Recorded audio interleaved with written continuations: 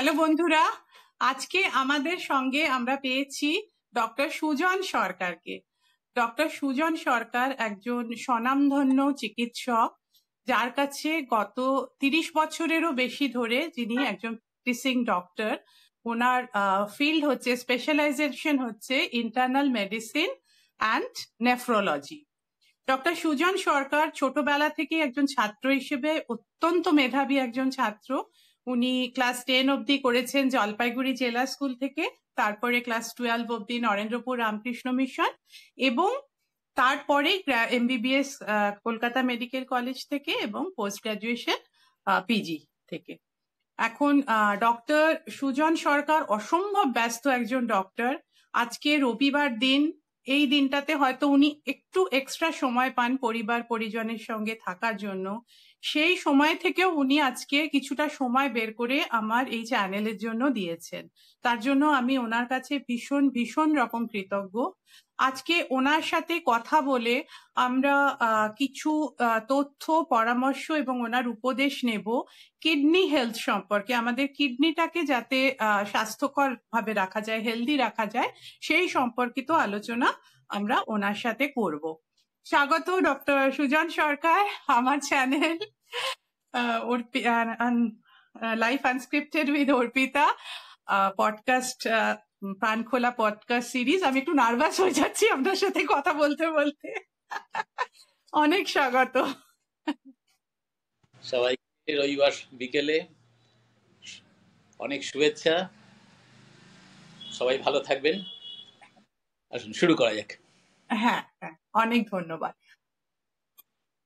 আমার প্রথম প্রশ্ন আপনাকে সেটা হচ্ছে, আমরা প্রায় লোকজনকে বলতে শুনি যে আমার জ্বর হয়েছিল, পেট খারাপ হয়েছিল, মাথা ব্যথা করেছিল, বমি হয়েছিল, ডাক্তারের কাছে গেছি, কিন্তু নেফ্রোলজিস্টের কাছে গেছি, এই কথাটা আমরা খুব একটা কমনলি শুনি না। তো আমি আপনাকে প্রথমে অনুরোধ করব আমার দর্শকদের জন্য নেফ্রোলজি ব্যাপারটা আপনি যদি একটুখানি আমাদের বুঝিয়ে বলেন, নেফ্রোলজিটা কি?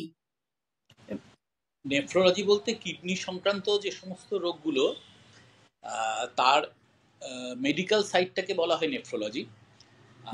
আর তার মাঝে ইউরোলজি। ইউরোলজি বলতে কিডনি সংক্রান্ত রোগগুলো সার্জিক্যাল সাইটগুলোকে, বা যেভেন স্টোন, রেনাল স্টোন, তারপরে যে সমস্ত রোগগুলোকে সার্জিক্যালি বা অপারেশনের মাধ্যমে ঠিক করার ব্যাপার থাকে, সেগুলো ইউরোলজির আন্ডারে পড়ে। সেগুলো ইউরো সার্জনরা সেগুলো নিয়ে, যে ব্যাপারগুলো মেডিসিন দিয়ে ট্রিটমেন্ট করার, সেগুলো সবই নেফ্রোলজির আন্ডারে পড়ে। অনেক ইউরোলজি টার্মটাকে লুজলি একই অর্থে ব্যবহার করে, কিন্তু টেকনিক্যালি নেফ্রোলজি হচ্ছে কিডনি সংক্রান্ত রোগের মেডিকেল সাইডটা, আর সার্জিক্যাল সাইডটা ইউরোলজির মধ্যে পড়ে। ইউরোলজি, দেখুন এই কথাটা কিন্তু আমিও জানতাম না, আমার অনেক দর্শকরা এটা কিন্তু নতুন করে জানলেন। Thank you so much. আচ্ছা, আরেকটা কথা যেটা আমরা খুব কমনলি শুনি, উনি ডায়ালিসিসে আছেন, ওনার ডায়ালিসিস চলছে।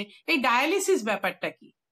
আচ্ছা, ডায়ালিসিস একটা ব্রড টার্ম। এটা হচ্ছে একটা কৃত্রিম ব্যবস্থা, যার ফলে আমাদের কিডনি যখন সাময়িকভাবে বা পাকাপাকিভাবে অকেজো হয়ে পড়ে, তখন কিডনিগুলোর কাজটাকে কৃত্রিমভাবে করে দেওয়া, এটা হচ্ছে ডায়ালিসিস। এবার এই ডায়ালিসিসটা, সচরাচর ডায়ালিসিস বলতে লোকে যেটা বোঝে সেটা অ্যাকচুয়ালি হিমোডায়ালিসিস। মোট 4 রকম ডায়ালিসিস হয়। একটা হচ্ছে হিমোডায়ালিসিস, একটাকে বলা হয় পেরিটোনিয়াল ডায়ালিসিস, একটাকে বলা হয় কন্টিনিউয়াস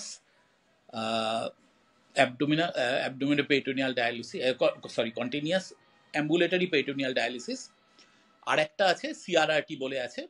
তো এগুলো তুলনামূলকভাবে কম করা হয়। হিমোডায়ালিসিস এবং পেরিটোনিয়াল ডায়ালিসিস এই দুটোই বেশি হয় আর কি। তো সচরাচর ডায়ালিসিস বলতে আমরা যেটা বুঝি বা চারপাশে মানুষের যেটা হতে দেখি, সেটা হচ্ছে হিমোডায়ালিসিস। হিমোডায়ালিসিসে যেটা করা হয়, যে কিডনিগুলো তো 24 ঘন্টা আমাদের কাজ করে চলেছে, শরীরের মধ্যে বিপাক্রিয়ার জন্য যে বিষগুলো তৈরি হচ্ছে, যেমন ইউরিয়া, ক্রিয়েটিনিন, অ্যামোনিয়া ইত্যাদি, এইগুলোকে রক্তের মধ্যে থেকে ছেঁকে ছেঁকে বার করে দেওয়া পেচ্ছাপের মাধ্যমে, এটা হচ্ছে কিডনির কাজ। এবার কিডনি যখন সাময়িকভাবে বা পাকাপাকিভাবে অকেজো হয়ে পড়ে, তখন সেই কাজটা না হওয়ার জন্য শরীরের এই বিষগুলো রক্তের মধ্যে জমতে থাকে।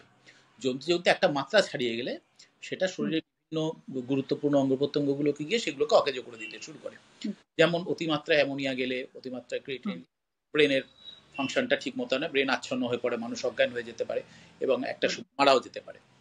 তো এই যে কাজটা কিডনি নর্মালি করার কথা, যখন কিডনি সেটা করতে পারছে না, তখন আমাদের কাজ হবে বাইরে থেকে সেই কাজটাকে মেশিনের মাধ্যমে করে দেওয়া, সেটাই হচ্ছে ডায়ালিসিস। এবার হিমোডায়ালিসিসটা সম্বন্ধেই বলি, কারণ এটাই ম্যাক্সিমাম হয়, অন্যগুলোর সম্বন্ধে একটু ছোট করে বলে দেবো। হিমোডায়ালিসিসের ব্যাপারটা হচ্ছে শরীরের কোনো একটা মেজর ভেন এবং আর্টারির মধ্যে থেকে একটা রক্তনালী থেকে চ্যানেলের মাধ্যমে, নলের মাধ্যমে রক্তটা বেরিয়ে বার করে আনা হয় এবং সেটা ডায়ালিসিস মেশিনের মধ্যে যায়। ডায়ালিসিস মেশিনের মধ্যে কৃত্রিমভাবে সেই রক্তটাকে শোধন করা হয়, তার থেকে এই টক্সিনগুলোকে, বিষগুলোকে বার করে দেওয়া হয় এবং পরিশ্রুত রক্তটাকে আরেকটা টিউবিং এর মাধ্যমে অন্য একটা রক্তনালীতে ঢুকিয়ে দেওয়া হয়। আচ্ছা, আবার রিসাইকেল করা হয় রক্তটাকে। এই যে রিসাইক্লিংটা চলতে থাকে, এই জিনিসটাকে বলা হয় হিমোডায়ালিসিস। তো এইটা কতক্ষণ করা হবে সেটা আমার হাতে। আমি মেশিনকে, অনেক সফিস্টিকেটেড মেশিন এখন ব্যবহার হয়, তার মধ্যে সব রকমই রেগুলেশন করা যায় প্রায়, যে কতক্ষণ করা হবে, কি মাত্রায় রক্তটাকে বার করা হবে, কি মাত্রায় রক্তটাকে ঢোকানো হবে, কতটা এক্সচেঞ্জ করা হবে, সবগুলো জিনিসকে এক্সচেঞ্জ করা হবে কি না ইত্যাদি, এগুলো করা যায়। এবার সাধারণত রেগুলার যারা ডায়ালিসিস করেন তাদের সাধারণত 4 ঘন্টা করে ডায়ালিসিস করা হয়। এই 4 ঘন্টায় অনেকটা টক্সিন রিমুভ করে দেওয়া যায় এবং যেটা যাদের পাকাপাকিভাবে কিডনি খারাপ হয়ে যায়, ক্রনিক রেনাল ফেলিয়ার যেটাকে আমরা বলি, সেগুলোতে সাধারণত সপ্তাহে 3 দিন করে ডায়ালিসিস করা হয়, একদিন অন্তর অন্তর, মাঝে একটা দিন রিকভারির সময় দেওয়া হয় এবং একদিন অন্তর অন্তর ডায়ালিসিস করা হয়, সাধারণত 4 ঘন্টা করে। 4 ঘন্টা করে। তো আচ্ছা, সাধারণত এটা আউটপেশেন্ট বেসিসে করা হয়, এর জন্য ভর্তি থাকার দরকার হয় না। রোগীরা আসেন ডায়ালিসিস সেন্টারে, 1 ঘন্টা আগে সাধারণত আসেন, রেস্ট নেন, তাদের কিছু কিছু ক্ষেত্রে কিছু প্রিলিমিনারি টেস্ট করে নেওয়া হয় কোনো দিন, বেশিরভাগ দিনই কিছু করার দরকার হয় না, একটু রেস্ট নেওয়ার তারপর তাদের ডায়ালিসিস শুরু করা হয়। 4 ঘন্টা ডায়ালিসিস চলার পর খুলে দেওয়ার পর আরো ঘন্টাখানিক তাদের একটা রেস্টিং পিরিয়ড দেওয়া হয়, কোনো অসুবিধা যাতে না হয় সেটা দেখা যাবে, তারপর তারা বাড়ি চলে যান। এটা হচ্ছে হিমোডায়ালিসিসের সাধারণভাবে ব্যবস্থা আর কি। আচ্ছা, ওনাদের শরীর ঠিক থাকে, মানে খুব দুর্বলতা হয় না এরপরে শরীরে? দুর্বলতা হয় না এটা বলতে গেলে অনেক কথা বলতে হয়। প্রথম কথা, কোন রোগের জন্য তার এটা করা হচ্ছে, ডায়ালিসিস করা হচ্ছে, তার উপর নির্ভর করছে তার আদারওয়াইজ শরীর অবস্থা কিরকম রয়েছে সেটা। কিডনির যারা রেনাল ফেলিয়ার যাদের, তাদের বেশিরভাগেরই একটা ক্রনিক অ্যানিমিয়া থাকে, শরীরে রক্তাল্পতা থাকে ভীষণ মাত্রায়, সেটাকে আগে থেকে কারেকশন করার ব্যাপার থাকে আর কি। সেটা যদি প্রপারলি না করা হয়ে থাকে তাহলে পেশেন্টের রক্তাল্পতা থাকবে এবং তার জন্য পেশেন্টের দুর্বলতাও থাকবে। এবং সেটা যদি ঠিকঠাক ভাবে হয়ে থাকে, তার হিমোগ্লোবিন লেভেল একটা কি বলে অ্যাকসেপ্টেবল লেভেলে থাকে, তাহলে দুর্বলতা ওর জন্য অন্তত কিছু ততটা হবে না। আর যদি শরীরে পেশেন্টের পুষ্টির মাত্রা খুব কম থাকে, যেটা অনেক পেশেন্টেরই থাকে, তাদের ক্ষেত্রে দুর্বলতা থাকবে। অন্যান্য যদি কোমরবিডিটি কিছু থাকে, সঙ্গে অন্য রোগ শরীরে থাকে, সাধারণত থাকে রোগীদের বেশিরভাগই, কারণ আমাদের দেশে যাদের ক্রনিক রেনাল ফেলিয়ার হয়ে যায় তাদের একটা মেজর অংশই হচ্ছে ডায়াবেটিক রোগী। বহুদিন ধরে ডায়াবেটিস থাকলে এবং সেটা ঠিক মতো কন্ট্রোল না থাকলে তার থেকে আস্তে আস্তে কিডনিগুলো খারাপ হয়ে যায়। তো সেটা থাকলে ডায়াবেটিস তো থাকবেই, আর ডায়াবেটিস থাকলে তার সঙ্গে হাই ব্লাড প্রেশার থাকতে পারে, কোলেস্টেরল ট্রাইগ্লিসারাইডের প্রবলেম থাকতে পারে, যেগুলো আমরা ডিসলিপিড, অনেকেরই সাথে হার্টের প্রবলেম থাকে। এগুলো যদি দীর্ঘদিন থাকে এবং এগুলো যদি ঠিকঠাক কন্ট্রোল না থাকে তাহলে তার জন্য দুর্বলতা থাকবে। যদি আদারওয়াইজ বাকি রোগগুলো ঠিকঠাক কন্ট্রোল থাকে, সেগুলো ঠিক মতো চিকিৎসা হয়, তাহলে এরকম ভাবে দুর্বলতা হওয়ার কথা নয়। আইডিয়াল পরিস্থিতিতে শুধু ডায়ালিসিসের জন্য, ডায়ালিসিসের পরে দুর্বল থাকবেন পেশেন্ট, এটা হওয়ার কথা নয়। ঠিক আছে, বুঝতে পারলাম। এটা আমি হিমোডায়ালিসিসের কথা বললাম। ছোট্ট করে অন্য দুটোর কথাও বলে দিই। অন্য 3টে না? হ্যাঁ, 4টে অ্যাকচুয়ালি আছে। আমি বাকি যে দুটো কমনলি করা হয় তার মধ্যে হচ্ছে পেরিটোনিয়াল ডায়ালিসিস বলে একটা আছে, সেটা সাধারণত ভর্তি থাকা অবস্থায় করা হয়, ওটা বাড়িতে অতটা হয় না। পেরিটোনিয়াল ডায়ালিসিসের ব্যাপারটা হচ্ছে এতে কোনো রক্ত বার করা বা ঢোকানোর কোনো ব্যাপার নেই। এতে ওই ডায়ালিসিস ফ্লুইড যেটা, সেই ফ্লুইডটাকে নলের মাধ্যমে মানুষের পেটের মধ্যে যে পেরিটোনিয়াল মেমব্রেন রয়েছে, যেগুলোকে আমরা পেট কাটলে যেগুলো নাড়ি ভুড়ির মতো যেগুলো দেখা যায়, যেগুলো আর কি একটা পাতলির মাধ্যমে আমাদের খাদ্যনালীগুলো সব জুড়ে থাকে, বিরাট যে আমাদের নলটা পুরো পাকস্থলীটা, ইন্টেস্টিন যেটা। এবার ইন্টেস্টিনটা পেটের মধ্যে তো লুজলি পড়ে নেই, সেটা হ্যাঁ থেকে একটা কিছু নরম ঝিল্লির মাধ্যমে ওটা পেটের সঙ্গে পেটের ওয়ালের সাথে লাগানো আছে। ওই নরম ঝিল্লিটাকে বলা হয় পেরিটোনিয়াম বা পেরিটোনিয়াল মেমব্রেন। তো এই পেরিটোনিয়াল মেমব্রেনটা কি বলবো এগুলোকে, একটু টেকনিক্যাল টার্ম, মানে অসমোটিক প্রসেসে যেভাবে এই ইলেকট্রোলাইট এবং জলের যে এক্সচেঞ্জ হওয়ার কথা, হুম সেটাই হুম মেমব্রেনটা খুব ভালোভাবে এফেক্টিভলি করতে পারে আর কি। তো পেরিটোনিয়াল ডায়ালিসিসে কি করা হয়, একটা নলের মাধ্যমে এই পেরিটোনিয়াল হুম ফ্লুইডটাকে, ডায়ালিসিস হুম ফ্লুইড ওই পেটের মধ্যে ঢুকিয়ে দেওয়া হয় এবং ওই হুম পেরিটোনিয়াল মেমব্রেনের মাধ্যমে ওই এক্সচেঞ্জটা হুম রক্তের, পেরিটোনিয়াল মেমব্রেনে প্রচুর রক্তনালী থাকে, সূক্ষ্ম রক্তনালী, সেখান থেকে টক্সিনগুলো বেরিয়ে আসে আর হুম এসে এই ফ্লুইডটার মধ্যে ঢুকে যায়। পরে ধরুন 1 ঘন্টা হুম এই ফ্লুইডটাকে পেটের মধ্যে ঢুকতে দেওয়া হলো, তারপর হুম একটা টাইম দেওয়া হলো, সেই সময় সেই ফ্লুইডটা পেটের মধ্যে রইলো এবং হুম তারপর 1 ঘন্টা ধরে সেই ফ্লুইডটাকে আস্তে আস্তে আবার ড্রেন করে দেওয়া হলো, বার করে দেওয়া হলো। তখন ওই ফ্লুইডটার মধ্যে টক্সিনটা অনেকটা চলে এসছে রক্ত থেকে, সেটাকে হুম বাইরে ফেলে দেওয়া হলো। এই সাইকেলটা আচ্ছা বারবার রিপিট করা হতে থাকে। ধরুন 10 বার যদি হুম এই সাইকেলটা রিপিট করা হয়, এটা হতে প্রায় 12, 14, 15 ঘন্টা লেগে যেতে পারে। ততক্ষণে এই আস্তে আস্তে অনেকটা টক্সিন এভাবে রিমুভ হয়ে যাবে। ওকে তো এই পেরিটোনিয়াল ডায়ালিসিসটা কিছু কিছু বিশেষ বিশেষ ক্ষেত্রে করা হয়। এতে সুবিধা হচ্ছে যে বড় মেশিনের দরকার নেই, বড় সেট আপের দরকার নেই। এটা যে কোনো একটা প্রাইমারি হেলথ সেন্টারেও করা যায়, যদি ডাক্তার সে ব্যাপার, ডাক্তার এবং স্বাস্থ্যকর্মীরা সে ব্যাপারটাতে হুম অভিজ্ঞ থাকেন। শুধু হুম আমার দরকার টিউবিংসগুলো এবং ফ্লুইডগুলো। সেটা থাকলে একটা প্রাইমারি হেলথ সেন্টারে ওই জিনিসটা করা সম্ভব, এর জন্য কোনো সফিস্টিকেটেড সেন্টার লাগে না। কিন্তু অসুবিধা, এটা কাজের জন্য করা হয় হ্যাঁ, কোন ক্ষেত্রে? এটা অনেকটা ধরুন খুব কম্প্রোমাইজ সেটিং, যেখানে সেরকম ভালো ব্যবস্থা নেই, সেরকম জায়গাতে অনেক সময় করা হয়। দ্বিতীয়ত কিছু স্পেসিফিক রোগের ক্ষেত্রে এটা করা হয়, যেমন অনেক সময় মানে অ্যাকিউট গ্যাস্ট্রোএন্টারাইটিসের পর রেনাল ফেলিয়ার হয়ে গেছে, এরকম কিছু কিছু ক্ষেত্রে হয়তো বড় সেন্টারে একে রিমুভ করার মতো অবস্থা নেই, সেরকম জায়গায় এটা। আর আরেকটা হচ্ছে সিএপিডি বলা হয়, এটাও পেরিটোনিয়াল ডায়ালিসিসেরই একটা রকম ফের। এটাকে কন্টিনিউয়াস অ্যাম্বুলেটরি পেরিটোনিয়াল ডায়ালিসিস বলা হয়। এতে কি করা হয়, এতে পেটে আম্বিলিকাসের, আমাদের নাভির ঠিক ওপরে একটা জায়গায় একটা ছোট ক্যাথিটার পার্মানেন্টলি ওখানটায় বসিয়ে দেওয়ার ব্যবস্থা করা হয়। এটা সার্জনরা করে দেন এবং পরবর্তীকালে বাড়িতেই সেই রুগী ডায়ালিসিসটা করতে পারবেন। তার বাড়ির একজনকে ট্রেন করে দেওয়া হয়, মানে কেয়ার গিভারকে, তার আত্মীয় স্বজন বা কেউ যিনি বাড়িতে থাকেন, তিনি এটা বাড়িতে করতে পারবেন। এতে কি হয়, ওই যে ক্যাথিটারটা রয়েছে সেটার মধ্যে ওই পেরিটোনিয়াল ডায়ালিসিসের ফ্লুইডটাকে লাগিয়ে দেওয়া হলো, ওটা পেটের মধ্যে গেল, 1 ঘন্টা রেখে আবার ড্রেন করে দেওয়া হলো। এরকম হয়তো সকালবেলা 3টে সাইকেল করা হলো আর সন্ধ্যে 3টে সাইকেল করা হলো। এবার এই জিনিসটা রেগুলার করা হয় বা সপ্তাহে যদি 5 দিন এটা করা হয়, তাহলে এতে ওনার রেগুলার হিমোডায়ালিসিসের মতো একটা কাজ হয়ে যাবে। কিন্তু তাকে সুবিধা অনেক, সেটা হচ্ছে সেন্টারে গিয়ে ডায়ালিসিসটা করতে হচ্ছে না, যাওয়া আসার খরচ বাঁচছে, একটা রক্তনালীতে বারবার ঢোকাবার, নল ঢোকানো বার করানোর যে একটা রিস্ক থাকে, স্বাভাবিক একটা সামান্য হলেও রিস্ক একটা থাকে, সেই রিস্কটা থাকে। এবং পেশেন্ট নিজের ইন্ডিপেন্ডেন্টলি তার জীবনটা কাটাতে পারছেন। তিনি সকালবেলা করে নিলেন, রাত্রেবেলা করলেন, তার স্বাভাবিক জীবনযাত্রার কোনো অসুবিধা নেই। একজন বিজি প্রফেশনাল, তিনি এইভাবে নিজের বাড়িতেই সকাল সন্ধ্যে এটা করে চালিয়ে দিতে পারেন। তার কোনো খরচটাও অনেক কমে যাচ্ছে। ইনিশিয়াল কারণ ওই যে ক্যাথিটারটা লাগে ওগুলোর জন্য একটু সময় খরচও হয়, আর ডায়ালিসিস ফ্লুইডগুলোর খরচ টরচ আছে। কিন্তু ওভারঅল এই ব্যাপারটা বেশ সুবিধাজনক। তবে ব্যাপার হচ্ছে যে এতে তো ইনফেকশন হওয়ার একটা চান্স থাকে। যিনি করছেন তিনি বাড়িতে, যিনি করছেন তিনি ডাক্তার নন, তিনি স্বাস্থ্যকর্মী, যার ফলে তাকে খুব যথেষ্ট ইন্টেলিজেন্ট এবং এফিশিয়েন্ট হতে হবে ব্যাপারটা করার জন্য। যদি কেয়ার গিভারের শিক্ষা দীক্ষা লেভেলটা সেরকম থাকে এবং বাড়িতে সেরকম পরিচ্ছন্নতা এবং সেরকম ব্যবস্থা করার সুযোগটা থাকে, তাহলে একটা বেশ ভালো পদ্ধতি। এটা আস্তে আস্তে এর অ্যাকসেপ্টেন্সটা বাড়ছে। আচ্ছা, তবে আমরা সচরাচর যে ডায়ালিসিসগুলো দেখি বা যেগুলো শুনি বা বিভিন্ন জায়গায় সেন্টার বা নার্সিং হোমে যেগুলো হতে শুনি, সেগুলো সবই হিমোডায়ালিসিস। ওকে ওকে, তাহলে আপনি যেটা বললেন, যখন কিডনিটা ঠিকমতো কাজ করছে না, কিডনিটার কাজটাকে করার জন্য as a stand by replacement of kidney dialysis প্রসেসটাকে ইউজ করা হচ্ছে, তাই তো? কিন্তু আমার প্রশ্ন, এটাতে এই প্রসেসটা কি রিভার্সেবল হয় কখনো? মানে ডায়ালিসিস করার পরে কি কিডনিটা কখনো আবার আগের অবস্থায় ফিরে আসতে পারে? ব্যাপারটা আসছিলাম।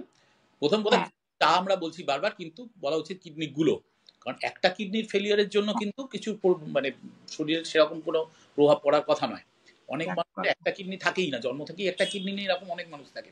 তাহলে কোনোদিন ধরাই পড়বে না যে একটা কিডনি নেই, কারণ শরীরের স্বাভাবিক কাজকর্মের জন্য একটা কিডনি যথেষ্ট।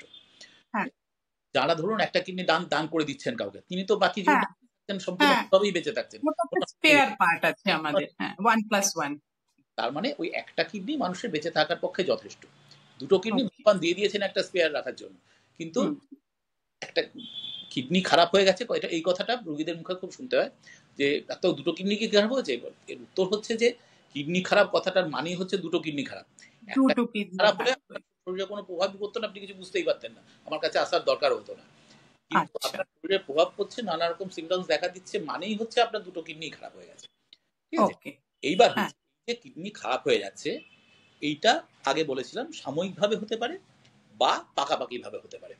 সাময়িকভাবে হতে পারে কমনলি যেগুলো আমরা এখানে দেখি, এক নম্বর হচ্ছে পোস্ট ডায়রিয়াল, যেটা বললাম, একটা সিভিয়ার গ্যাস্ট্রোএন্টেরাইটিস বা সিভিয়ার ডায়রিয়াল ডিজিজের পর অতিরিক্ত শরীর জল শূন্য হয়ে গেলে দীর্ঘক্ষণ কিডনিতে রক্ত চলাচল বন্ধ হয়ে যাওয়ার জন্য বা খুব কমে যাওয়ার জন্য, তার জন্য কিডনি ইস্কেমিক চেঞ্জ হয়, কিডনি ফেলিয়ার হয়ে যায়। সাপের কামড়ে খুব কমনলি হয়, বিশেষ কিছু ধরনের সাপের আছে যেগুলোকে নেফ্রোটক্সিক বলা হয়, ভেনামাস স্নেক বলা হয় আর কি। কিছু ক্রেট, রাসেলস ভাইপার মানে যেটাকে আমরা চন্দ্রবোড়া বলি, এই ধরনের কিছু কিছু আছে, সাপ আছে, তাদের কামড়ে নেফ্রোটক্সিক এফেক্টস এবং কিডনি খারাপ হয়ে যাওয়া খুবই কমন, প্রচুর দেখা যায়।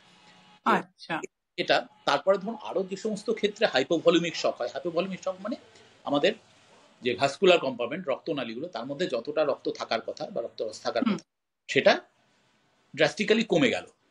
তার জন্য না কিডনিতে রক্ত চলাচলটা ভীষণভাবে কমে গেল, একটা প্রলং পিরিয়ড যদি এভাবে রক্ত চলাচল ঠিকমতো না থাকে, তখন কিডনিগুলোর একটা ইস্কেমিক চেঞ্জ হলো, রক্তনালী চলাচল না থাকার জন্য কিডনিগুলো ফেল করে গেল।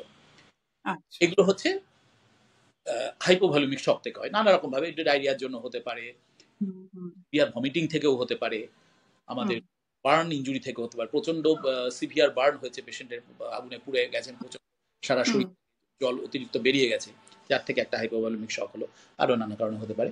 তো এইগুলো থেকে সাময়িকভাবে কিডনিগুলো খারাপ হয়ে যেতে পারে। এইটাকে বলা হয় অ্যাকিউট রেনাল ফেলিয়ার।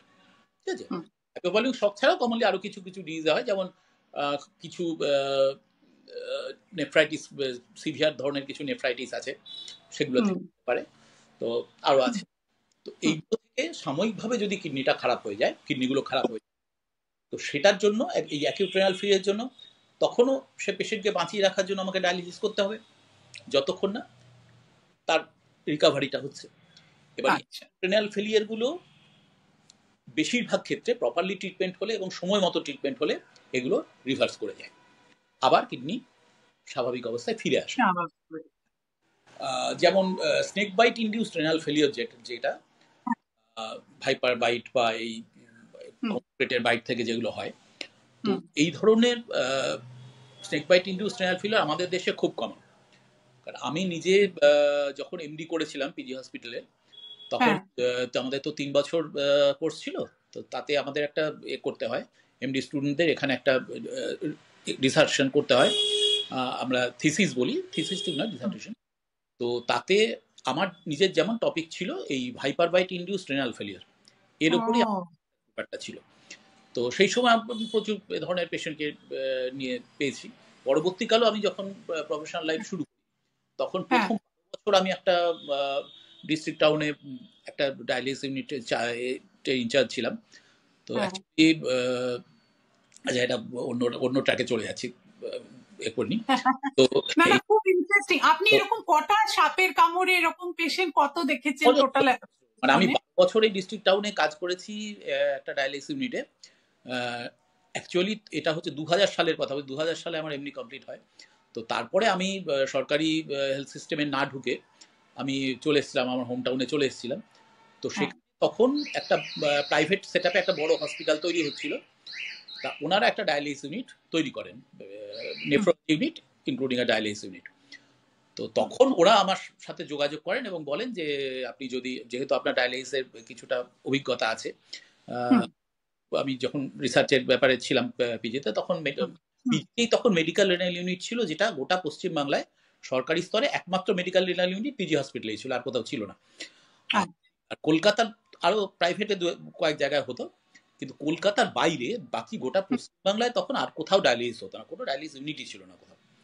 একটা আমার যতদূর মনে আছে বোধহয় বার্নপুরে ইসকো হসপিটালে একটা মেশিন ছিল, আর কি বলে উত্তরবঙ্গ মেডিকেল কলেজে সম্ভবত তখন একটা মেশিনে কিছু কাজ শুরু হয়েছিল, কিন্তু ওখানে কোনো নেফ্রোলজিস্ট ছিলেন না, আচ্ছা, দুজন প্রশিক্ষিত ডাক্তার তারা কাজটা চালাতেন, কিন্তু সেটা খুব ছোটখাটো লেভেলে আর কি। প্রাইভেট লেভেলে কোনো কলকাতার বাইরে কোথাও গোটা পশ্চিমবাংলাতে কোথাও ডায়ালিসিস হতো না তখন, এটা আমি 2000 সালে। তো তখন আমার টাউনে যখন এটা শুরু হলো, তখন ওনারা আমাকে যোগাযোগ করলেন, আমি এসে দেখবে করে I took up that challenge. তো খুব অল্প দিনের মধ্যে সে ইউনিটটা এত হিট করে গেল, হওয়ারই কথা, কারণ গোটা সাউথ বেঙ্গলে তখন কোথাও হতোই না, নর্থ বেঙ্গল থেকে তো আসা সম্ভব নয়, তো গোটা সাউথ তখন কোথাও ডায়ালিসিস হতো না, মানে প্রাইভেটে তো হতোই না, সরকারি স্তরেও ইসকো হসপিটালের ইসকো এবং বোধহয় ডিএসপি তে দুর্গাপুর স্টিল প্ল্যান্ট হসপিটাল। তো তখনই গোটা দক্ষিণবঙ্গ থেকে আমরা snake bite induced renal failure যেগুলো, এই পেশেন্টগুলো আমাদের সেন্টারে আসতো। কাজে I use to see huge number of patients এই স্নেক বাইট ইনডিউসড রেনাল ফেলিয়ারে। আমি 2012 সালে সেই হসপিটাল আলটিমেটলি ছেড়ে দিই, কিন্তু এই 12 বছরে এই 12 বছরে যত snake bite induced renal failure আমি দেখেছি এবং ডিল, সেটা আমার মনে হয় মানে আমার সমসাময়িক খুব কম ডাক্তারই করেছেন পশ্চিমবাংলায়। তো আমার ব্যক্তিগত অভিজ্ঞতা হচ্ছে এই পেশেন্টগুলো যারা টাইমলি আমাদের কাছে আসতে পেরেছেন এবং প্রপারলি পুরো চিকিৎসাটা নিতে পেরেছেন, চিকিৎসাটা তো খরচ সাপেক্ষ একটা ব্যাপার, যারা পুরোটা নিতে পেরেছেন ট্রিটমেন্ট, তাদের ক্ষেত্রে কিন্তু নিয়ারলি 90% রোগী সম্পূর্ণ রিকভার করে যান এবং তারা সুস্থ হয়ে বাড়ি চলে যান, এবং যতজন ফলো আপে থেকে যায় পরবর্তীকালে তাদের সেরকম প্রবলেম দেখা যায়। এটা মেইনলি গ্রাম থেকেই বোধহয় লোকে বেশি স্নেক বাইটটা হয়, শহরে বোধহয় অতটা স্নেক হয়, কিন্তু গ্রামের দিকে আসে। তো এই snake bite induced renal failure গুলো এরকম ভাবে, মানে আমি ব্রডলি বলছি, তার মধ্যে snake bite induced renal failure গুলো যেহেতু আমরা বেশি দেখতাম, কিন্তু ডায়রিয়া থেকে রেনাল ফেলিয়ার হয়েছে বা এরকম বার্ন বা জাতীয় কিছু থেকে রেনাল ফেলিয়ার হয়েছে বা এতে, সেরকম পেশেন্টরাও কিন্তু একটা খুব সিগনিফিক্যান্ট পার্সেন্টেজ ঠিকঠাক ট্রিটমেন্ট হলে অ্যাকিউট রেনাল ফেলিয়ার গুলো রিকভার করে যায়। এবার হচ্ছে দ্বিতীয় যেটা ব্যাপার, যে আস্তে আস্তে কিডনিগুলো শুকিয়ে গেছে, যেটাকে আমরা ক্রনিক রেনাল ফেলিয়ার বলি। আমাদের দেশের কমনেস্ট কারণ হচ্ছে ডায়াবেটিস, এছাড়াও যাদের আনকন্ট্রোল হাইপার টেনশন আছে, হাই ব্লাড প্রেশার, এবং কিছু কিডনির ডিজিজ আছে, ক্রনিক গ্লোমেরুলোনেফ্রাইটিস এবং অন্যান্য রোগ আছে, এগুলো থেকে যাদের কিডনি আস্তে আস্তে খারাপ হয়ে যাচ্ছে, এই ক্রনিক রেনাল ফেলিয়ারের রোগীগুলো কিন্তু নিজে থেকে পুরোটা রিকভার আর করবেন না, কারণ এদের কিডনিটা শুকিয়ে যাচ্ছে। মানে সাধারণ মানুষের জন্য বলার কথা, শুকিয়ে যাচ্ছে মানে যে নর্মাল টিস্যুটা সেটা আস্তে আস্তে মরে যাচ্ছে, নষ্ট হয়ে যাচ্ছে, সেই জায়গায় ফাইব্রোসিস হয়ে যাচ্ছে, ফাইবার সেই জায়গাটা রিপ্লেস হয়ে যাচ্ছে। রাইট, তার মানে এই সব পেশেন্টদের জন্য কি কিডনি ট্রান্সপ্লান্ট একমাত্র সমাধান? পেশেন্টদের জন্য যারা ক্রনিক কিডনি ডিজিজে ভুগছেন বা ক্রনিক রেনাল ফেলিয়ার যাদের হয়ে গেছে, তাদের একটা স্টেজের পর 5টা স্টেজ হয়, তার মধ্যে 5th স্টেজ যেটা, তাতে এদের নর্মাল যেটা কিডনি ফাংশন তার 15%-এরও কম হয়ে যায় কিডনি ফাংশনটা। 15%, মানে টোটাল দুটো কিডনি মিলিয়ে যতটা কানেকশনের প্রবলেম হয়েছে ঘুরছে। আচ্ছা, আমরা যেটা বলছিলাম, আপনি বলছিলেন যে কোন ক্ষেত্রে কিডনি যখন শুকিয়ে যাচ্ছে সেই অবস্থাতে যে 15%-এরও কম যখন হয়ে যাচ্ছে, তখন একমাত্র সলিউশন কি কিডনি ট্রান্সপ্লান্ট? তখন দুটো সলিউশন, একটা হচ্ছে বেস্ট সলিউশন হচ্ছে কিডনি চেঞ্জ করে দেওয়া, যাকে কিডনি ট্রান্সপ্লান্ট বলা হয়। আর যে সমস্ত ক্ষেত্রে কিডনি ট্রান্সপ্লান্ট সম্ভব হচ্ছে না, সেটা তো অনেক ক্ষেত্রেই সম্ভব হয় না, সেক্ষেত্রে তাদের ওই ডায়ালিসিস করে করে চালিয়ে যেতে হবে, কারণ কিডনি তার স্বাভাবিক ফাংশনটা তো করতে পারছে না, বা খুবই সেটা স্বাভাবিক জীবন কাটানোর পক্ষে যথেষ্ট নয়, তাই ওটা শর্টফল হচ্ছে, সেটাকে আমি বাইরে থেকে মেশিনের মাধ্যমে সেটাকে আমি পুষিয়ে দেবো। সেটাই। একজন মানুষ ম্যাক্সিমাম কত বছর এরকম ডায়ালিসিস করে বেঁচে থাকতে পারে? এরকম কোনো লিমিট নেই। আমার নিজের পেশেন্ট বলতে ধরুন 15-16 বছর আছেন, এরকম রোগী আছেন আমার, বয়স্ক মানুষ, মহিলা, প্রায় 70 কাছাকাছি এখন বয়স, গত 15-16 বছর রেগুলার ডায়ালিসিস করে সুস্থ আছেন এমন রোগী আছে আমার।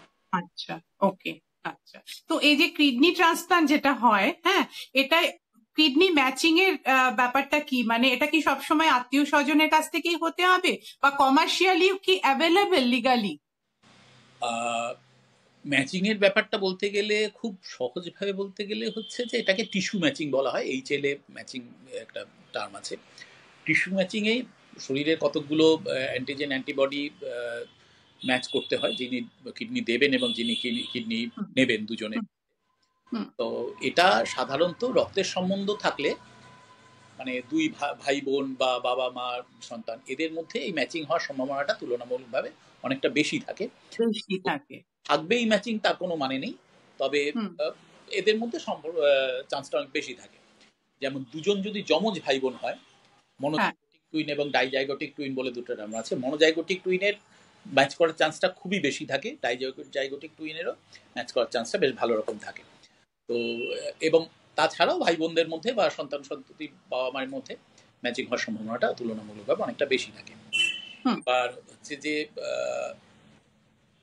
বেশ কিছু রাজ্যে, আমাদের দেশে বেশ কিছু রাজ্যে এই আত্মীয়স্বজন না হলে, স্পাউস না হলে, মানে স্বামী স্ত্রীর মধ্যে চলতে পারে, এরকম না হলে কিডনি দেওয়া নেওয়াটা নিষিদ্ধ, বেআইনি।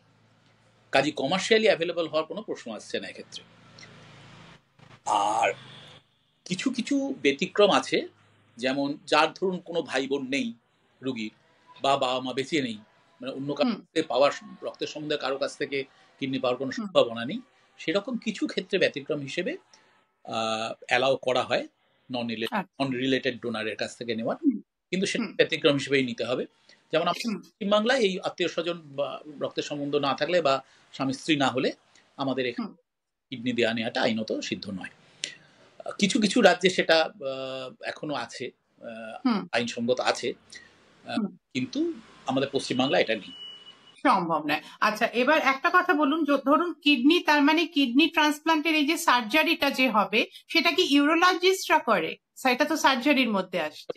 এটা একটা বড় টিম করেন, এর মধ্যে ইউরো সার্জন থাকেন, ভাস্কুলার সার্জন থাকেন, জেনারেল সার্জন থাকেন, নেফ্রোলজিস্ট তো থাকেনই, এছাড়া থাকেন, অ্যানেস্থেসিয়ার একটা টিম থাকে, একজন নেফ্রোলজিস্ট থাকেন, অনেক ক্ষেত্রে ট্রান্সফিউশন স্পেশালিস্ট, এর একটা বড় টিম মিলে করা হয়। রাইট। তো এটা সাকসেসের কোনো একটা পরিসংখ্যান আছে, না এটার কত পার্সেন্ট সাকসেসফুল হয় কিডনি ট্রান্সপ্লান্টটা? তো নিখুঁতভাবে দিতে পারবো না, তবে সাকসেস রেট খুবই হাই, এবং সাধারণত সার্জিক্যাল ফেলিয়ার খুব একটা হয় না, যেটা কারণ যাবতীয় পরীক্ষা নিরীক্ষা তার আগেই সব করে নেওয়া হচ্ছে বেসিক্যালি। ম্যাচিং করতে হয় পেশেন্টদের, মানে অ্যানিমিয়া ট্যানিমিয়া বা এই ব্যাপারগুলোকে পুরোপুরি কারেকশন করতে হয়। আর যেটা হয় যে অনেক ক্ষেত্রে ট্রান্সপ্লান্ট ফেলিয়ার হয়ে যায়। ট্রান্সপ্লান্ট ফেলিয়ার হওয়ার 3 রকম একটা 3টে পর্যায় আছে, মানে শরীর কিডনিটা নিল না, একজনের কিডনি আরেকজনের কিডনিতে শরীরে বসানো হলো, কিন্তু যার শরীরে বসানো হলো তার শরীর সেই কিডনিটাকে অ্যাকসেপ্ট করলো না। কারণ শরীরের যে একটা ইমিউন সিস্টেম থাকে, যে অ্যান্টিবডি যেগুলো থাকে, তারা একটা অন্য দেহ থেকে যে কিডনিটা আছে সেটা তো এর কাছে একটা ফরেন প্রোটিন, সেই ফরেন প্রোটিনের এগেনস্টে একটা তার রিয়াকশন হবে। যদি ভালো ম্যাচিং না হয় তাহলে খুব বেশি একটা রিয়াকশন হবে এবং রিজেকশন হয়ে যাবে, সেই কিডনিটাকে এর শরীর নেবে না, নষ্ট হয়ে যাবে। তো এইটা 3টে পর্যায় হয়। একটা হাইপার অ্যাকিউট রিজেকশন বলা হয়, সেটা অপারেশন পর উইদিন 48 আওয়ার্স এরকমই খুব শর্ট পিরিয়ডের মধ্যে রিজেকশন হয়ে যায়, মানে হলোই না, কিডনি অ্যাকসেপ্টেড হলো না। তার অনেক, তাহলে কি পেশেন্ট তখন মানে ডেথ হয়ে যায় পেশেন্টের? না, ডেথ হবে না হয়তো, সেক্ষেত্রে ওই আচ্ছা, তখন তাকে ডায়ালিসিস আবার করতে হবে, চালিয়ে যেতে হবে সেক্ষেত্রে। ওকে। আর হাইপার অ্যাকিউট রিজেকশনের পরে যেটা হতে পারে সেটা হচ্ছে অ্যাকিউট রিজেকশন, সেটা কয়েক মাসের মধ্যে হয়। আর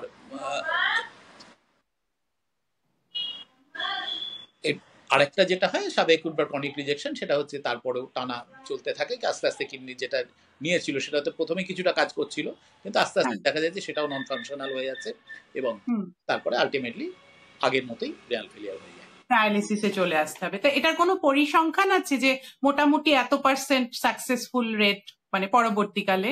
খুব ভালোভাবে যদি ম্যাচিং করে করা হয় তাহলে রিজেকশনের রেট এখন খুবই কমে গেছে, কারণ এই রিজেকশনকে সাপ্রেস করার মতো খুব ভালো ভালো ওষুধ আছে, ইমিউনোসাপ্রেশন ড্রাগস আছে নানা ধরনের। হ্যাঁ, তো আচ্ছা, একটা রেগুলার রেজিমেন ব্যবহার করলে রিজেকশনের পসিবিলিটি এখন অনেক কমে গেছে। যথেষ্ট কমে গেছে, ঠিক আছে।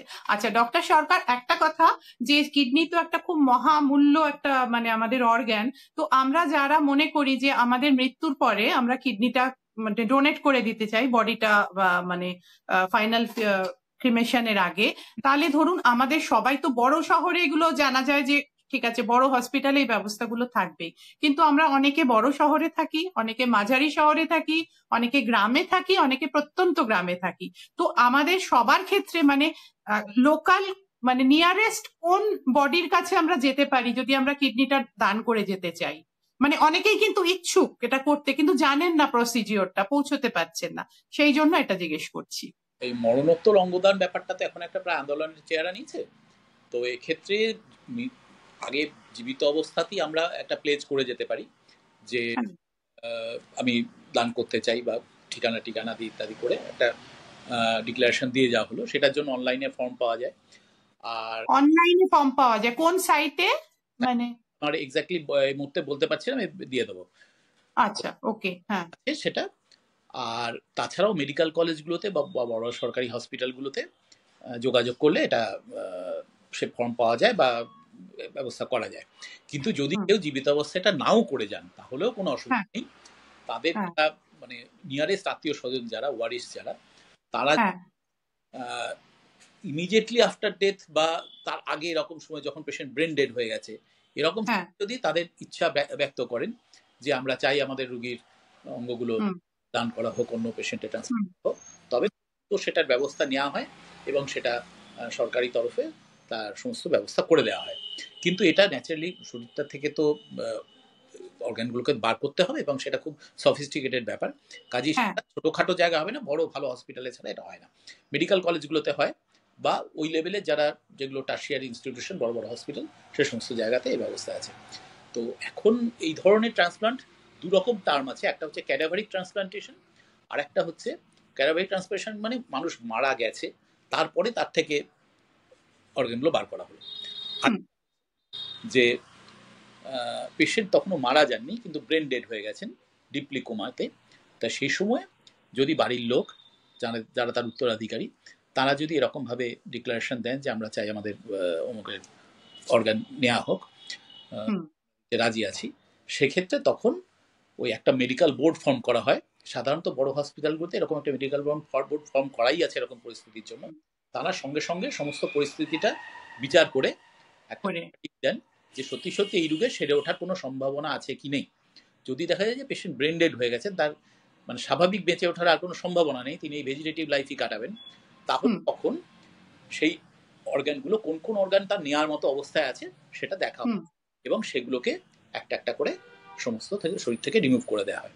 যেমন শরীর থেকে কিডনি রিমুভ করা হয়, দুটো কিডনি রিমুভ করা হতে পারে, হার্ট রিমুভ করা হতে পারে, আজকাল তো ট্রান্সপ্লান্ট হচ্ছে, হার্ট লাং একসাথেও ট্রান্সপ্লান্ট হচ্ছে। বুঝতে পেরেছি। মানে তার মানে বেসিক্যালি সবচেয়ে কাছে যে সরকারি হাসপাতাল আছে সেখানে যোগাযোগ করতে হবে, তাই তো? ঠিক আছে, ওকে ওকে, ঠিক আছে। আর একটা কিডনি ম্যাচিং এর কথা হয়ে গেল, যেটা আপনি অলরেডি বললেন। আর হ্যাঁ, এবার একটা বলুন যে কিডনি হেলথ, কিডনি যখন খারাপ হয়ে গেছে তার সম্বন্ধে আমরা অনেক কথা বললাম। কিডনি যাতে খারাপ না হয় তার জন্য আমরা কি কি প্রিভেন্টিভ স্টেপ নিতে পারি, এইটা আপনি বলুন এবার। এর আগে আমরা দুটো ব্যাপার আলোচনা করেছি, যে অ্যাকিউট রেনাল ফেলিয়ার কেন হয়, ক্রনিক রেনাল ফেলিয়ার কেন হয়। এবার সেই কারণগুলোকে যদি আমি আটকে রাখতে পারি তাহলে কিডনির হেলথ ভালো থাকবে।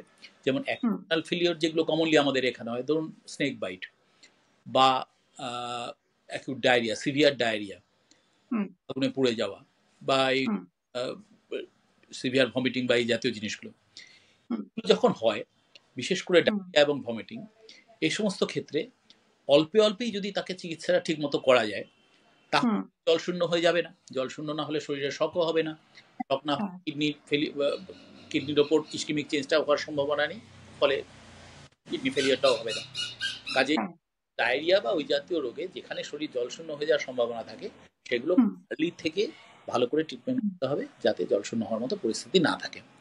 যে কারণে এখন যে কোনো ডায়রিয়াতে ছোট বাচ্চা থেকে শুরু করে সবাইকেই প্রথমেই ওআরএস দেওয়া শুরু করে দেয়, ওরাল সলিউশন, যাতে শরীরে পায়খানা হয়ে জল বেরিয়ে যাচ্ছে, কিন্তু আমার যেন শরীরে জল সেই পরিমাণই ঢোকে যাতে শরীরে জল টান না হয়ে জলের যাতে না হয়ে যায়।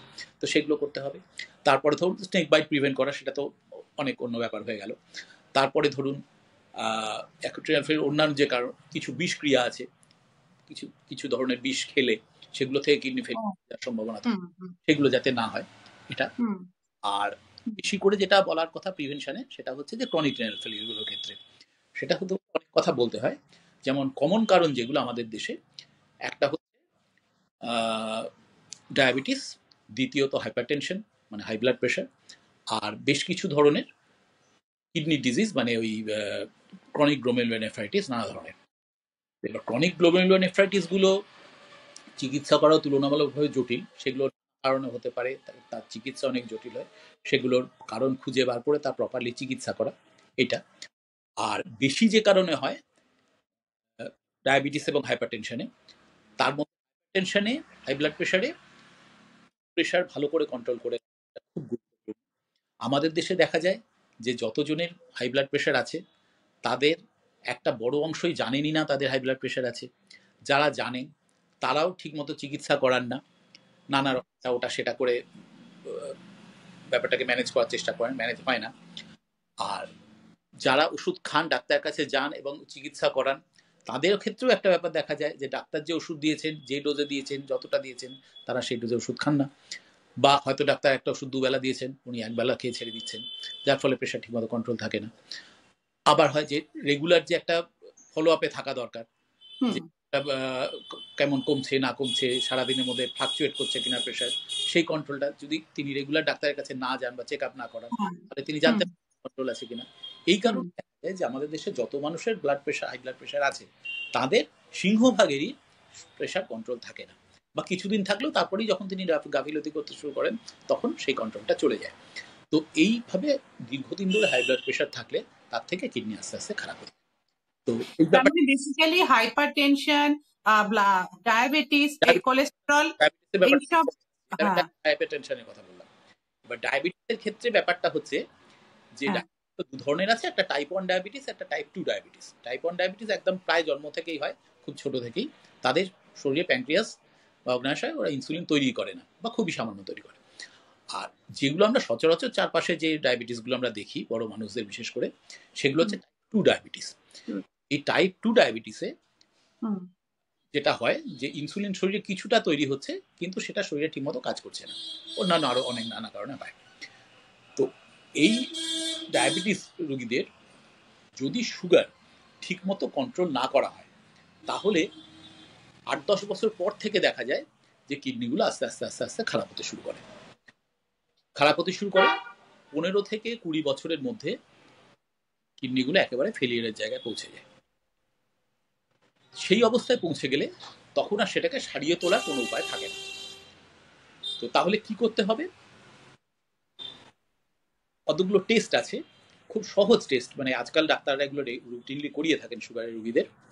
যে একটা টেস্ট আছে urine for albumin creatinine ratio, বা সংক্ষেপে বলা হয় ACR। তো যে কোনো টাইপ 2 ডায়াবেটিস পেশেন্টকে প্রথম যখন তার মানে ডায়াগনোসিস হলো, তখন থেকেই 6 মাস অন্তর অন্তর এই ইউরিন ফর ACR টেস্টটা করতে বলা হয়। টাইপ 1 পেশেন্টদের ক্ষেত্রে রোগ ধরা পড়ার 5 বছর পর থেকে এই টেস্ট করতে হয়, কিন্তু টাইপ 2 পেশেন্টদের, মানে যে সমস্ত ডায়াবেটিস রোগীদের আমরা সচরাচর চারপাশে দেখতে পাচ্ছি, ক্ষেত্রে 6 মাস অন্তর অন্তর এই ইউরিন ফর ACR টেস্টটা রেগুলার করতে হয়। কেন করতে হয় না, ইউরিন ফর ACR এর যে ভ্যালু 30-এর নিচে হলে সেটা নর্মাল সাধারণ মানুষের। যদি এটা 30 থেকে 300-এর মধ্যে হয়, সেটাকে বলা হয় মাইক্রো অ্যালবুমিনুরিয়া, মানে তার কিডনি দিয়ে একটা মাত্রায় প্রোটিন বেরিয়ে যাচ্ছে। প্রোটিন কেন বেরিয়ে যাচ্ছে না, কিডনিগুলো খারাপ হতে শুরু করেছে। কিডনির যে স্বাভাবিক যে ফিল্ট্রেশন এবং রিঅ্যাবজর্পশন যে মেথডটা থাকে, সেই প্রসেসটা আস্তে আস্তে এর ক্ষতিগ্রস্ত হতে শুরু করেছে। যতদিন ACR ভ্যালুটা 30 থেকে 300-এর মধ্যে থাকে, মানে মাইক্রো অ্যালবুমিনুরিয়া লেভেলে থাকে, এই জিনিসটাকে আবার রিভার্স করিয়ে দেওয়ার সুযোগ থাকে। সুগার আচ্ছা। কন্ট্রোল করলে, প্রেশার কন্ট্রোল করলে, এবং দু ধরনের গ্রুপ অফ ড্রাগস আছে, হুম রিসেপ্টর ব্লকার এবং এসি ইনহিবিটর বা অ্যাঞ্জিওটেনসিন কনভার্টিং এনজাইম ইনহিবিটর, এই দুটো ওষুধ আছে, এইগুলো কমনলি ইউজ হয়। তাছাড়াও ইদানিং একটা নতুন ড্রাগ ক্লাস এসছে, তাকে বলে এমআরএ, মিনারেলোকর্টিকয়েড রিসেপ্টর অ্যান্টাগনিস্ট। তো এই ওষুধগুলো দিলে এই মাইক্রোঅ্যালবুমিনুরিয়া লেভেল থেকে আবার রিভার্স করে যায়, 30-এর নিচে চলে আসে। আচ্ছা। ঠিক আছে, যদি এটা 300-র উপরে চলে যায় তখন এটাকে বলা হয় ম্যাক্রো অ্যালবুমিনুরিয়া। ওকে। এই ম্যাক্রো অ্যালবুমিনুরিয়া লেভেলে চলে যাওয়া মানে যে এতটাই বেশি ড্যামেজ হয়েছে যে সেটা রিভার্সেবল স্টেজে নেই। ওকে। তখন রোগটা, আর এই ডায়াবেটিক নেফ্রোপ্যাথি বলা হয় এটাকে, এই ডায়াবেটিক নেফ্রোপ্যাথি তখন আর সারা স্তরে নেই। মানে আমি যদি মাইক্রোঅ্যালবুমিনুরিয়া লেভেলে এটাকে ধরে ফেলতে পারি through the test of urine for ACR, তাহলে আমি জিনিসটাকে আবার ঠিক করে দিতে পারবো। কিন্তু যদি ওটা ম্যাক্রোঅ্যালবুমিনুরিয়া লেভেলে চলে যায় তখন আমি করতে পারবো না। তখন চিকিৎসা করে আমি বড়জোর কিডনিগুলো খারাপ হয়ে যাওয়ার গতিটাকে একটু কমাতে পারবো, কিন্তু তাদের আর তুলতে পারবো না।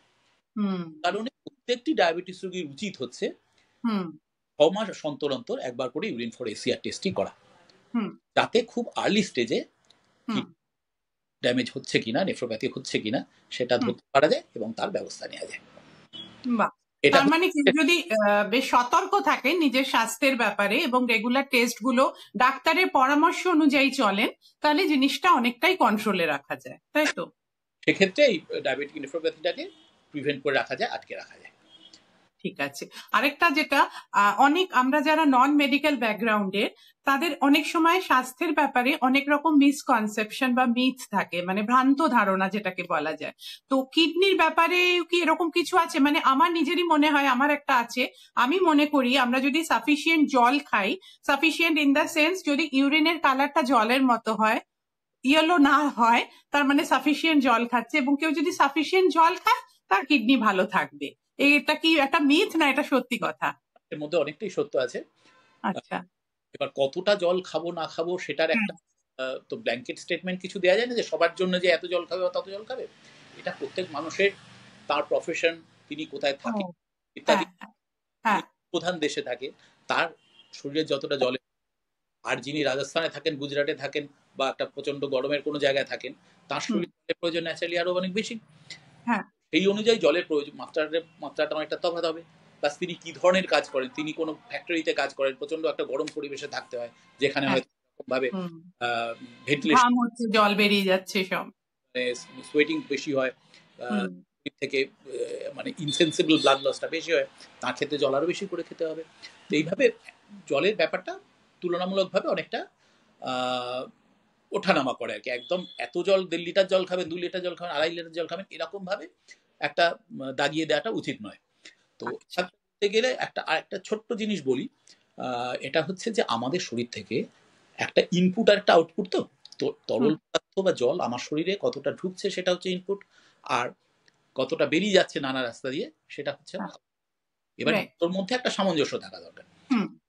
এবার তাহলে আমরা দৃশ্যত দেখতে পাচ্ছি জল বেরিয়ে যাচ্ছে মানে পেচ্ছাপ হচ্ছে।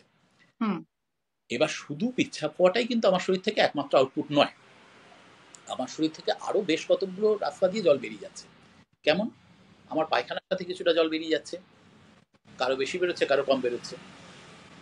আমার ঘামের মাধ্যমে অনেকটা জল বেরোচ্ছে, বেশি ঘামের সময় বেশি জল বেরোচ্ছে, শীতকালে হয়তো কাপড় ঘাম হচ্ছে না, জল বেরোচ্ছে।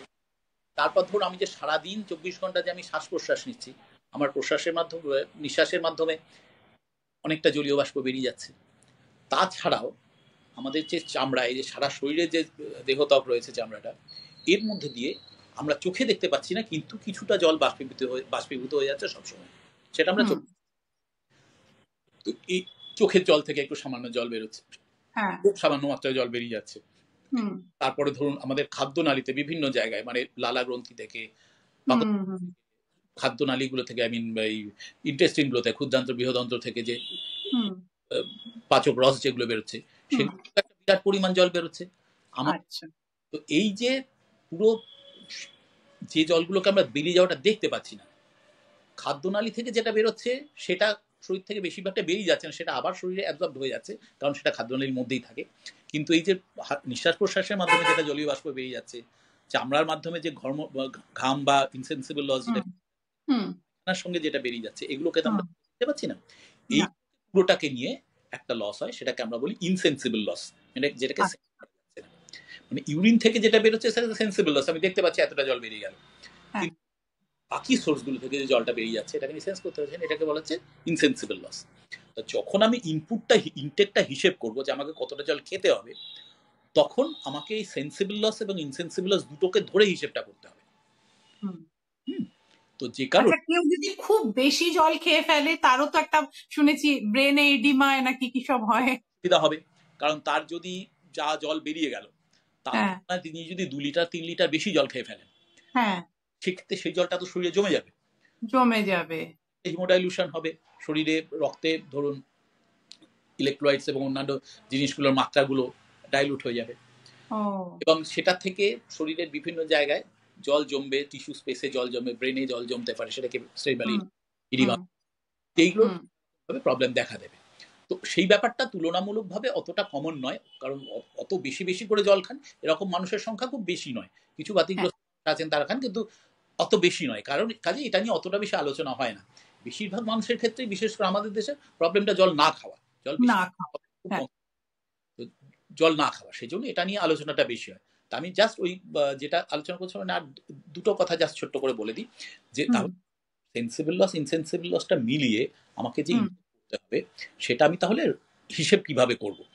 এটা মানে রুল অফ থাম একটা আছে, সেটা হচ্ছে যে যতটা আমি জল খাবো, যতটা আমার পেচ্ছাপ হবে 24 ঘন্টায়, তার চেয়ে 500 বা 600 মিলিলিটার মতো জল আমি বেশি খাবো। রাইট, ওকে। এবার এটাও এত সরল ভাবে বলে ফেলাম এটা না, এটা অ্যাকচুয়ালি শরীরের ওজন, তার শরীরের চেহারা, এইসব মিলিয়ে একটা হিসেব হয়, মানে এত millilitre per 1.73 square metre of body surface, এরকম একটা ফর্মুলা আছে। সেটা একটু জটিল ব্যাপার, অত জটিলতার মধ্যে যাওয়ার দরকার নেই। মোটামুটি যেটা ধরিয়ে বলে দেওয়া হয় পেশেন্টের, সেটা হচ্ছে যা পেচ্ছাপ হবে তার চাইতে, সেটা আমরা জানবো কি করে কতটা হচ্ছে, সেটা তো আমরা মেজার করছি না, এই ব্যাপারটাতেই আসছি। পেশেন্টদের ক্ষেত্রে ধরুন এই জল খাওয়ার ব্যাপারটা হিসেব মতো করা দরকার।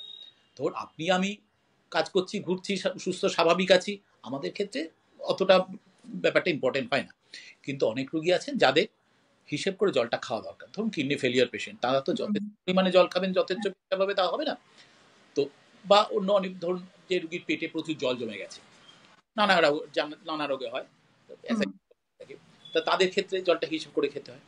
তো এরকম যে সমস্ত রোগীর ক্ষেত্রে জল হিসেব করে খেতে হবে, তাদের বিশেষ করে কিডনি রোগীদের ক্ষেত্রে, তাদের ক্ষেত্রে বলি যে আপনি 24 আওয়ার্স 24 ঘন্টায় আপনার যা পেচ্ছাপ হবে, আপনি তার থেকে 500 বা 600 জল বেশি খাবেন। সেটা কিভাবে রোগী হিসেব করবে? 500 হিসেব করা তো সহজ নয়। আমরা সহজ একটা টোটকা পেশেন্টদের সাধারণত বলে দিই, এটাতে অধিকাংশ রোগীর এটা ফলো করতেও খুব সুবিধা হয়। সেটা হচ্ছে তাদের বলি যে একটা গ্লাসে পেচ্ছাপ করবেন। আপনি যে গ্লাসে জল খান, স্ট্যান্ডার্ড সাইজের গ্লাস যেরকম আমরা দেখি, সেই গ্লাস, একটা বাজে গ্লাস রেখে দেবেন নিজের কাছে, যতবার পেচ্ছাপ করবেন ওই গ্লাসটাই পেচ্ছাপ করবেন করে 24 ঘন্টায় আপনার ক গ্লাস পেচ্ছাপ হলো এটা আপনি মাপবেন। একটা স্ট্যান্ডার্ড গ্লাসের মাপ হচ্ছে 250 থেকে 300 ধরা হয়। মানুষের পাঞ্জাবিদের লস্যি খাওয়ার গ্লাস তো বিশাল বড়, সে ছেড়ে দিন।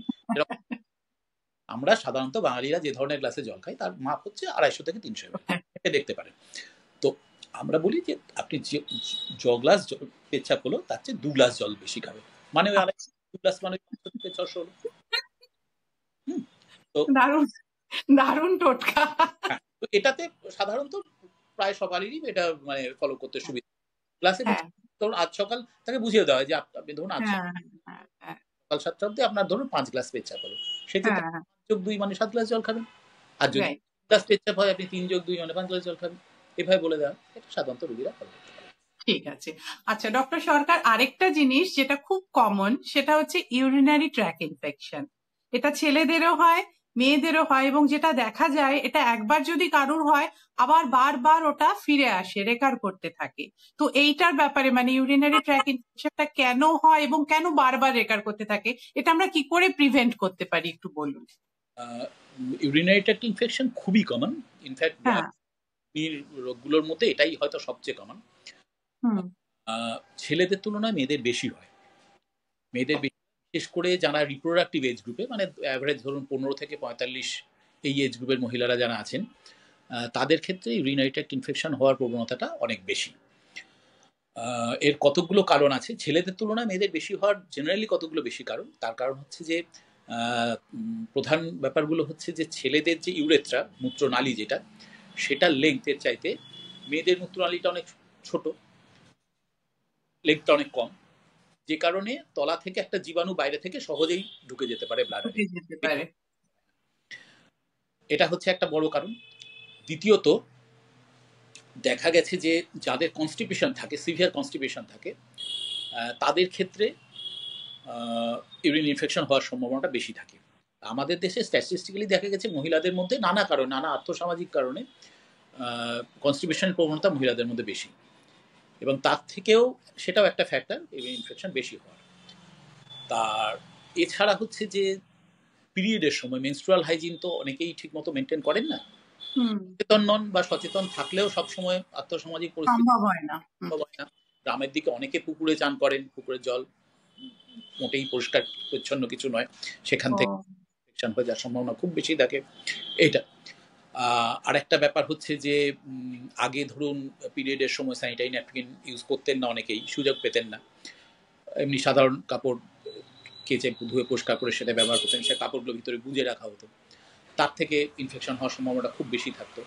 সেটা এখন অনেক কমে গেছে, কারণ এখন অনেকেই স্যানিটারি ন্যাপকিন ইউজ করছেন বা তার অ্যাভেলেবিলিটি অনেক বেড়েছে, তো সেটা কমেছে এইগুলো। আর আরেকটা ফ্যাক্টর হচ্ছে, এটা ঠিক ঝট করে মাথায় আসে না, এবার সব ডাক্তার এটা নিয়ে আলোচনাও করেন না তার রোগীদের সাথে ফর অবভিয়াস রিজনস, কিন্তু এটা খুব ইম্পর্ট্যান্ট একটা ফ্যাক্টর আমাদের দেশে। সেটা হচ্ছে যে যখন পায়খানা করার পর যখন আমরা অ্যাবলুশন করি জল দিয়ে, মানে যেটাকে সাধারণভাবে জল শৌচ করা বলে, সেটা আপনি কোন দিক দিয়ে, পিছন দিয়ে হাত দিয়ে করছেন না সামনের দিয়ে হাত দিয়ে করছেন, সেটা ভাবতে গেলে দেখুন যে পজিশন, নলগুলোর পজিশন কিরকম। মহিলাদের ক্ষেত্রে সবার সামনে ব্লাডার এবং মূত্রনালীটা রয়েছে, তার পিছনে রয়েছে ইউটেরাস এবং ভেজাইনা, তার পিছনে রয়েছে রেকটাম অ্যানাল ক্যানাল, মলদ্বার, ঠিক আছে। এবার পায়খানা করার পর সেখানে তো মলের মধ্যে তো কোটি কোটি জীবাণু রয়েছে। এবার যদি পিছন দিয়ে হাত দিয়ে যদি জলশৌচটা করা হয়, যেটা বেশিরভাগ ছেলেরা করে থাকেন, তাতে কি হলো, পুরো ধোয়াধুয়ি ব্যাপারটা পিছন দিকে চলে গেল, সামনের দিকে কিছু এলো না। তো মহিলারা অনেকেই, আমাদের এটা ব্যক্তিগত অভিজ্ঞতা, যে মহিলারা অনেকেই সুবিধার জন্য সামনে দিয়ে হাত করে দিয়ে জলশৌচটা করেন। তাতে কি হয়, ওই যে জলটা সামনের দিকে টেনে আনছেন, তাতে কিন্তু সেই কোটি কোটি জীবাণু জলের মাধ্যমে সামনের দিকে চলে আসছে, এবং তার অনেকটাই ওই মূত্রনালী দিয়ে ভেজানার দিকে, ভেজানায় বলছি আমাদের ইউরিনারি বা মূত্রথলির দিকে ঢুকে গেল, এবং সেই দিক দিয়ে অ্যাক্সেস পেয়ে গেল।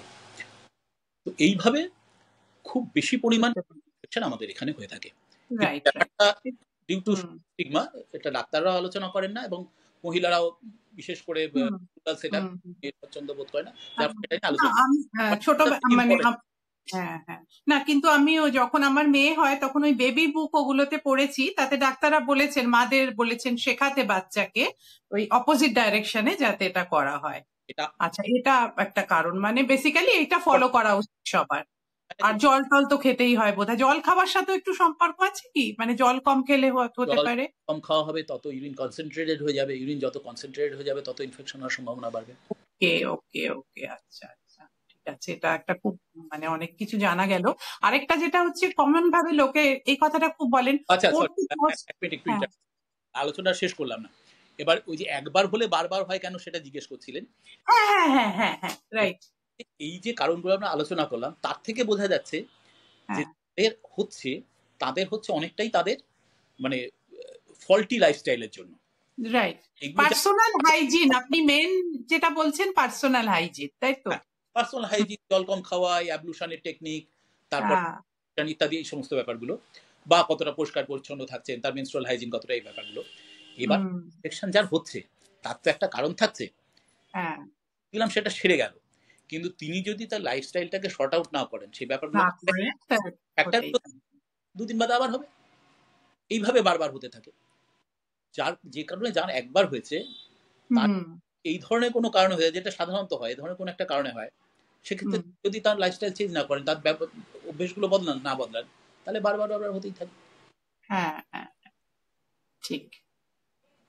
আচ্ছা, পরবর্তী প্রশ্নটা হচ্ছে, আরো একটা খুব কমন ভাবে আমরা বলতে শুনি যে ওর না প্রস্টেট হয়েছে, ওর এখন প্রস্টেটের প্রবলেম চলছে। এখন প্রস্টেট তো সব ছেলেদেরই থাকে, প্রস্টেট হয়েছে বলে তো কিছু হয় না, মানে প্রস্টেট গ্ল্যান্ড সংক্রান্ত কিছু প্রবলেম হয়েছে, তাই তো?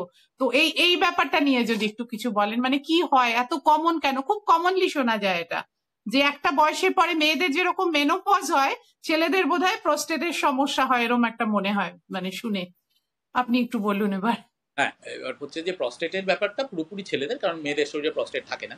প্রস্টেট গ্ল্যান্ড হচ্ছে আমাদের, ধরুন কিডনির, আমি যদি মূত্র রেচনতন্ত্রটাকে ভাবি, দুদিকে দুটো কিডনি রয়েছে, সেখান থেকে দুটো ইউরেটার বা বাংলা বলে গোবিনী, দুটো পেচ্ছাপ নালী নেমে এসছে তলপেটে, সেখানে একটা মূত্রথলি রয়েছে ইউরিনারি ব্লাডার, সেখানে পেচ্ছাপটা এসে জমা হলো, এবার সেখান থেকে একটা মূত্রনালী বা এই ইউরেথ্রার মাধ্যমে ইউরিনটা বাইরে চলে আসছে। এটা হচ্ছে ছেলেদের শরীরের মানে রেচনতন্ত্র। তো এইবার এই যে ব্লাডার থেকে বা মূত্রথলি থেকে যে মূত্রনালীটা বেরিয়ে আসছে, তার জাংশনটা, এই জাংশনটাতে একটা ছোট্ট সুপুরির মতো একটা মাংসল অঙ্গ থাকে, যেটা মূত্রনালীর শুরুর জায়গাটার চারদিকে থাকে। মানে বলা যেতে পারে যে এরকম ভাবে ভাবা যেতে পারে যে মূত্রথলিটা তার ঠিক নিচে ফুটোর জায়গাটাতে একটা প্রস্টেটটা রয়েছে, এবং সেই প্রস্টেটের মধ্যে দিয়ে মূত্রনালীটা বেরিয়ে চলে আসছে। ঠিক আছে? প্রস্টেট গ্ল্যান্ডের শরীরে কিছু কাজ আছে, যেমন কিছু কিছু হরমোন তৈরি করে, মেল হরমোন কিছু কিছু তৈরি করে, কিছু ইলেকট্রোলাইট ব্যালেন্সের উপরের কাজ আছে, নানা রকম। তো এবার যখন বয়স বাড়তে থাকে, তখন কিছু হরমোনের প্রভাবে এবং কিছু রিসেপ্টরের প্রভাবে এই প্রস্টেট গ্ল্যান্ডটা আস্তে আস্তে বাড়তে থাকে। আচ্ছা, এটা সবার ক্ষেত্রেই হয় বাড়াটা? সবার ক্ষেত্রেই বাড়বে? সবার ক্ষেত্রেই বাড়বে। একটা সুপুরির মতো অঙ্গ, তার মধ্যে দিয়ে মূত্রনালীটা যাচ্ছে। এবার যখন সেই সুপুরির মতো অঙ্গটা সাইজে বাড়ছে, তখন বাইরের দিকেও বাড়বে, ভিতর দিকেও বাড়বে, ফলে ভিতর চাপ দেবে, ফলে তার মধ্যে দিয়ে যে মূত্রনালীটা যাচ্ছে তার উপর একটা চাপ পড়তে শুরু করবে। চাপ পড়তে শুরু করে কি হবে, একটা পার্শিয়াল অবস্ট্রাকশন তৈরি হবে ইউরিন বেরোতে। এই অবস্ট্রাকশনটা যখন বাড়তে বাড়তে বাড়তে বাড়তে একটা ক্রিটিক্যাল পর্যায়ে চলে যাবে, তখন পেচ্ছাপ হয় আটকে যাবে, না হলে পেচ্ছাপ করতে খুব কষ্ট হবে। এইটাই হচ্ছে, এটাকে বলা হয় বিনাইন হাইপারপ্লেসিয়া প্রস্টেট।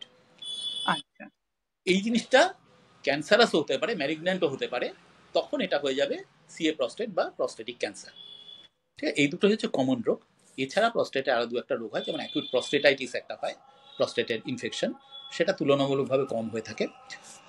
আর আরো হরমোনাল কিছু ইমব্যালেন্স আছে, সেগুলো নিয়ে আলোচনা করার মতো দরকার নেই। তো মূলত প্রস্টেট হয়েছে বলে আপনি যেটা বললেন, যেটা লোকে বলে থাকে, সেটা হচ্ছে বিনাইন হাইপারপ্লেসিয়া প্রস্টেট, যেটা বয়স হলে যে কোনো পুরুষ মানুষেরই যে প্রস্টেট গ্ল্যান্ডটা আস্তে আস্তে বড় হতে থাকে, এবং বড় হতে গিয়ে ভিতরে যাওয়া মূত্রনালীটাকে চাপ দিয়ে নানা রকম প্রবলেম তৈরি করতে থাকে। এই জিনিসটাকেই বলা হয় প্রস্টেট হয়েছে। তো এইটা সব পুরুষ মানুষেরই হবে বয়স বাড়লে। এবার সাধারণত সেটা 65-70-এর পরে হয়, অনেকের ক্ষেত্রে নানা কারণে সেটা আগেও হয়ে যেতে পারে। 50-55 বছরে প্রস্টেটের প্রবলেম দেখা দিয়েছে এরকম কিন্তু আমরা দেখি, 55-56 তো অনেকেরই দেখা যায়। এই স্ট্যান্ডার্ড এটা 65-70-এ শুরু হওয়ার কথা, যত বয়স আরো চাপ বাড়বে, কিন্তু আরো আগেও হতে পারে। এই হচ্ছে ব্যাপার। এবার আগে আমরা যখন স্টুডেন্ট ছিলাম, ধরুন আজ থেকে 3 দশক আগের কথা বলছি, তখন এই প্রস্টেটের প্রবলেমে অপারেশন ছাড়া কোনো চিকিৎসা ছিল না। ইনফ্যাক্ট অপারেশন করে কি ওটা বাদ দিয়ে দেওয়া হতো পুরো জিনিসটাকে? হ্যাঁ, ওটাকে কেটে বাদ দিয়ে দেওয়া হতো বা পার্শিয়ালি রিসেক্ট করে দেওয়া হতো। সেটা পেট থেকে কেটে, মানে উপর থেকে পেট কেটে তলপেটে কেটে ঢুকে করা হতো। সেটা একটা অনেক বড় ধরনের অপারেশন ছিল, এবং যেহেতু প্রস্টেট একটা খুব মানে ভাস্কুলার অর্গান, প্রচুর রক্তনালী আছে, কাটছে মানে সেখান থেকে প্রচুর ব্লিডিং হতে থাকে, যার ফলে সেই ব্লিডিং বন্ধ করা নিয়ে একটা প্রায় অপারেশনের পরও 24 ঘন্টা 48 ঘন্টা অবধি দুদিক দিয়ে ফ্লুইড চালিয়ে সেগুলো বন্ধ করতে হতো। খুব টাফ ব্যাপার ছিল, খুব বড় অপারেশন, ক্রিটিক্যাল অপারেশন ছিল। ব্যাপারটা অনেক সহজ হয়ে গেছে, সহজ ইন দ্য সেন্স এখন কিছু ওষুধ বেরিয়েছে, 2-3টে ক্লাসের ড্রাগ বেরিয়েছে, যেগুলো প্রস্টেট প্রবলেম যখন শুরু হচ্ছে শুরুর দিকেই দিয়ে দিলে এই ওষুধের মাধ্যমেই এই প্রস্টেট এনলার্জমেন্টটাকে রিভার্স করে দেওয়া যায়। ঠিক আচ্ছা মিনিমাম 6 মাস ওষুধ খেতে হয়, অনেককে বেশিও খেতে হয়, তো এতে ঠিক হয়ে যায়। যাদের ক্ষেত্রে এই ওষুধে হয় না, 2-3টে ক্লাসের ড্রাগ আছে, এইগুলোতে যাদের হয় না, ঠিক হয় না এরকম খুব কমই হয়। মানে আর্লিতে শুরু করলে হুম ওষুধে কাজ হলো না, ওষুধ দিয়ে ব্যাপারটাকে ঠিক করা গেল না, এরকম কিন্তু খুব কম ক্ষেত্রেই হয়। যাদের হয় তাদের ক্ষেত্রে এখন যে অপারেশন করা হয়, এখন মানে এটাও প্রায় 15-20 বছর হলো এই অপারেশন এসে গেছে, সেটাকে বলা হয় QRP, trans urethral prostatic resection. Trans urethral মানে কি, এটা ইউরেথ্রার মাধ্যমে যাওয়া যায়, মানে পেচ্ছাপের দ্বার দিয়ে মূত্রনালীর মধ্যে দিয়ে একটা ক্যাথিটারের মতো খুব সরু যন্ত্র ঢুকিয়ে দেওয়া হয়, ক্যাথিটারের মতো। সেই যন্ত্রটা সোজা ব্লাডারের মধ্যে ঢুকে যায়, ঢোকার ঠিক আগে ওইখানে প্রস্টেটের গিয়ে ভিতরে যে বাড়তি মাংসটাকে, যেটা গজিয়ে আছে প্রস্টেটের ভিতরে, যেটা মূত্রনালীটাকে চেপে রেখে দিয়েছে, ভিতর থেকে সেই বাড়তি মাংসটাকে ছেঁটে দেওয়া হয়, ছেঁটে প্যাসেজটাকে আবার বড় করে দেওয়া হয়, প্যাসেজটাকে প্রশস্ত করে দেওয়া হয়, যাতে অবস্ট্রাকশনটা না হয়।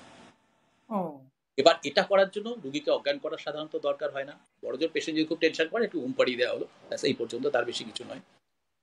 সাধারণত রক্ত দেওয়ার দরকার হয় না, কারণ কাটা ছেঁড়াটা খুবই কম হচ্ছে, হুম এবং রিকভারিটা খুব তাড়াতাড়ি হয়। হুম আজ হয়তো সকালে ভর্তি হলেন, অপারেশন করে দেওয়া হলো, হুম যদি খুব ফিট পেশেন্ট হন তাকে সেদিন সন্ধ্যেতেও অনেক সময় ছেড়ে দেওয়া হয়, বা হুম হয়তো পরের দিন বিকেলে ছেড়ে দেওয়া হলো, এরকম খুব হুম মিনিমাম স্টে এতে।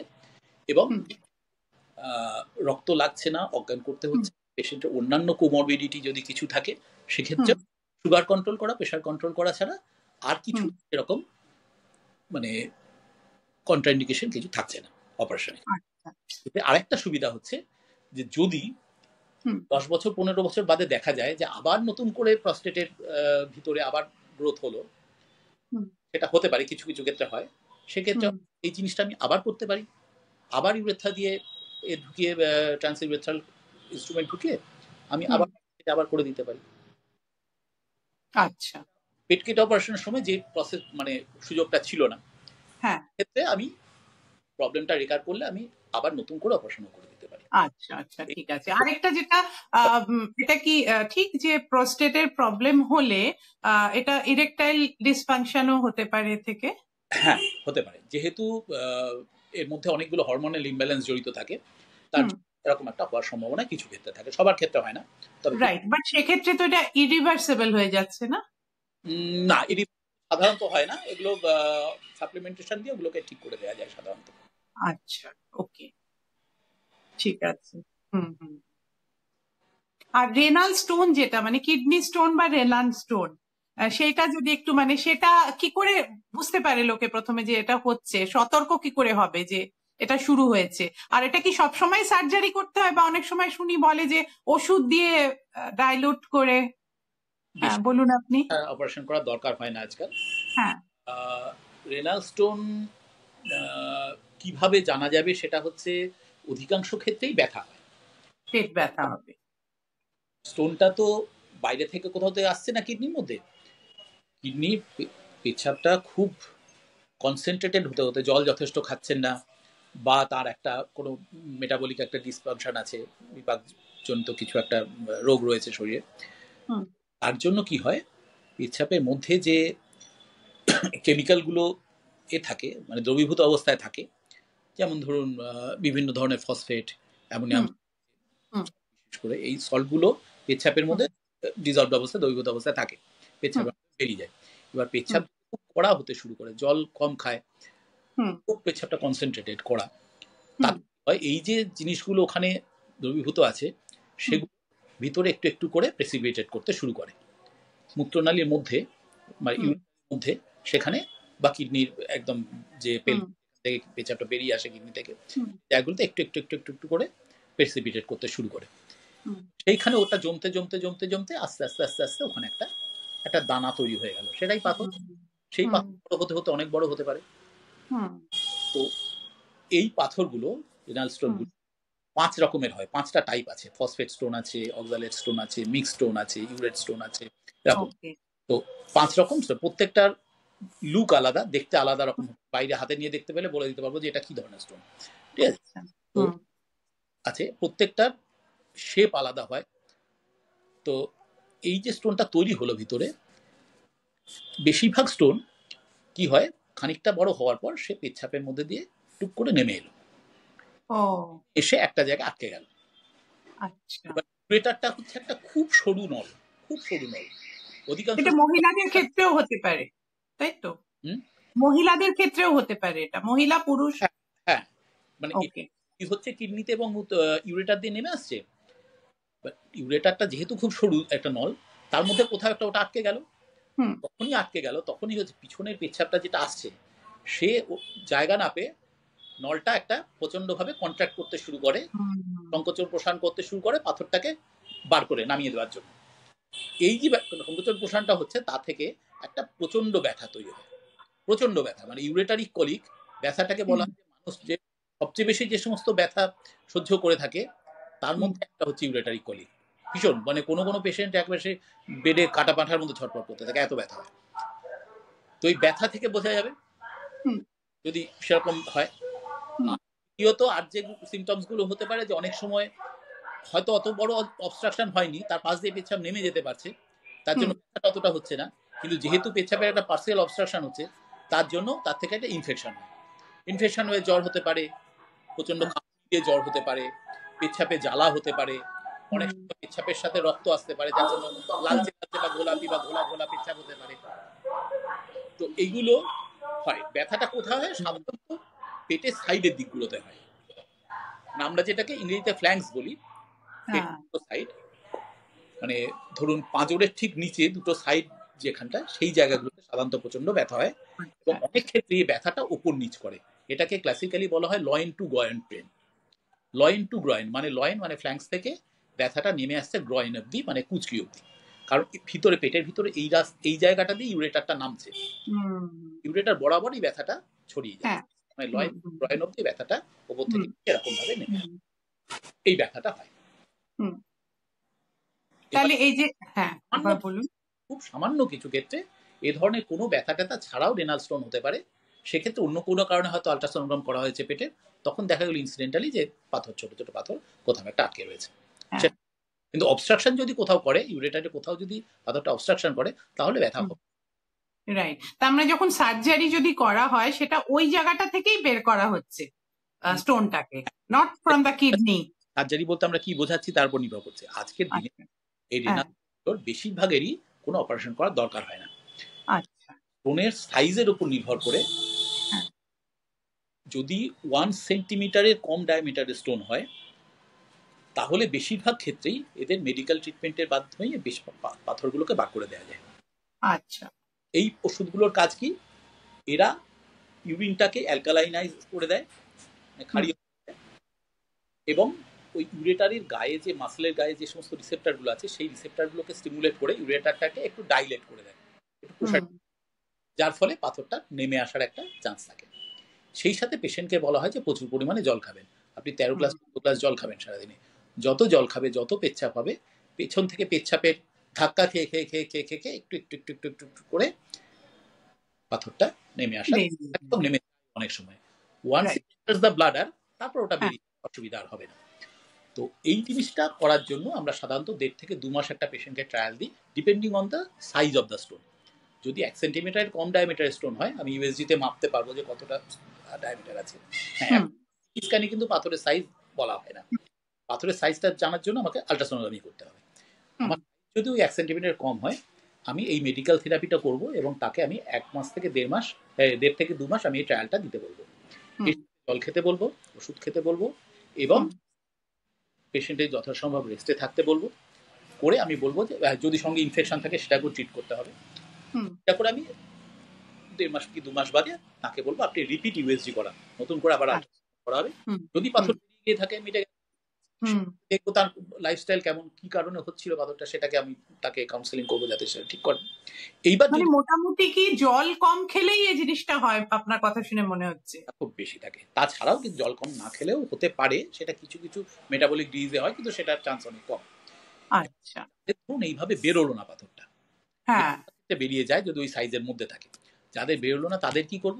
তাদের জন্য 3টে রাস্তা আমার খোলা আছে। একটা হচ্ছে লিথোট্রিপসি। লিথোট্রিপসি একটা প্রসেস, এটা বড় হসপিটালগুলোতে করে, বা একদম ডেজিগনেটেড রেনাল ট্রিটমেন্টের যে সমস্ত সেন্টার আছে তারা করে। লিথোট্রিপসিতে বাইরে থেকে একটা আলট্রাসোনিক রে দেওয়া হয়, সেই রে দিয়ে ভিতরে পাথরটাকে ভেঙে ফেলা হয়।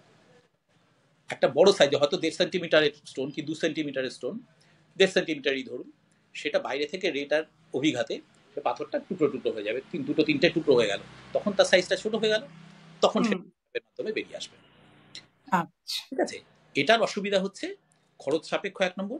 দ্বিতীয় কথা, খুব লিমিটেড কিছু সেন্টার ছাড়া এটা অ্যাভেলেবেল নয়, ছোট শহরে বা ছোট জায়গায় এটা হয় না, আর খরচ সাপেক্ষ বটে এইটা।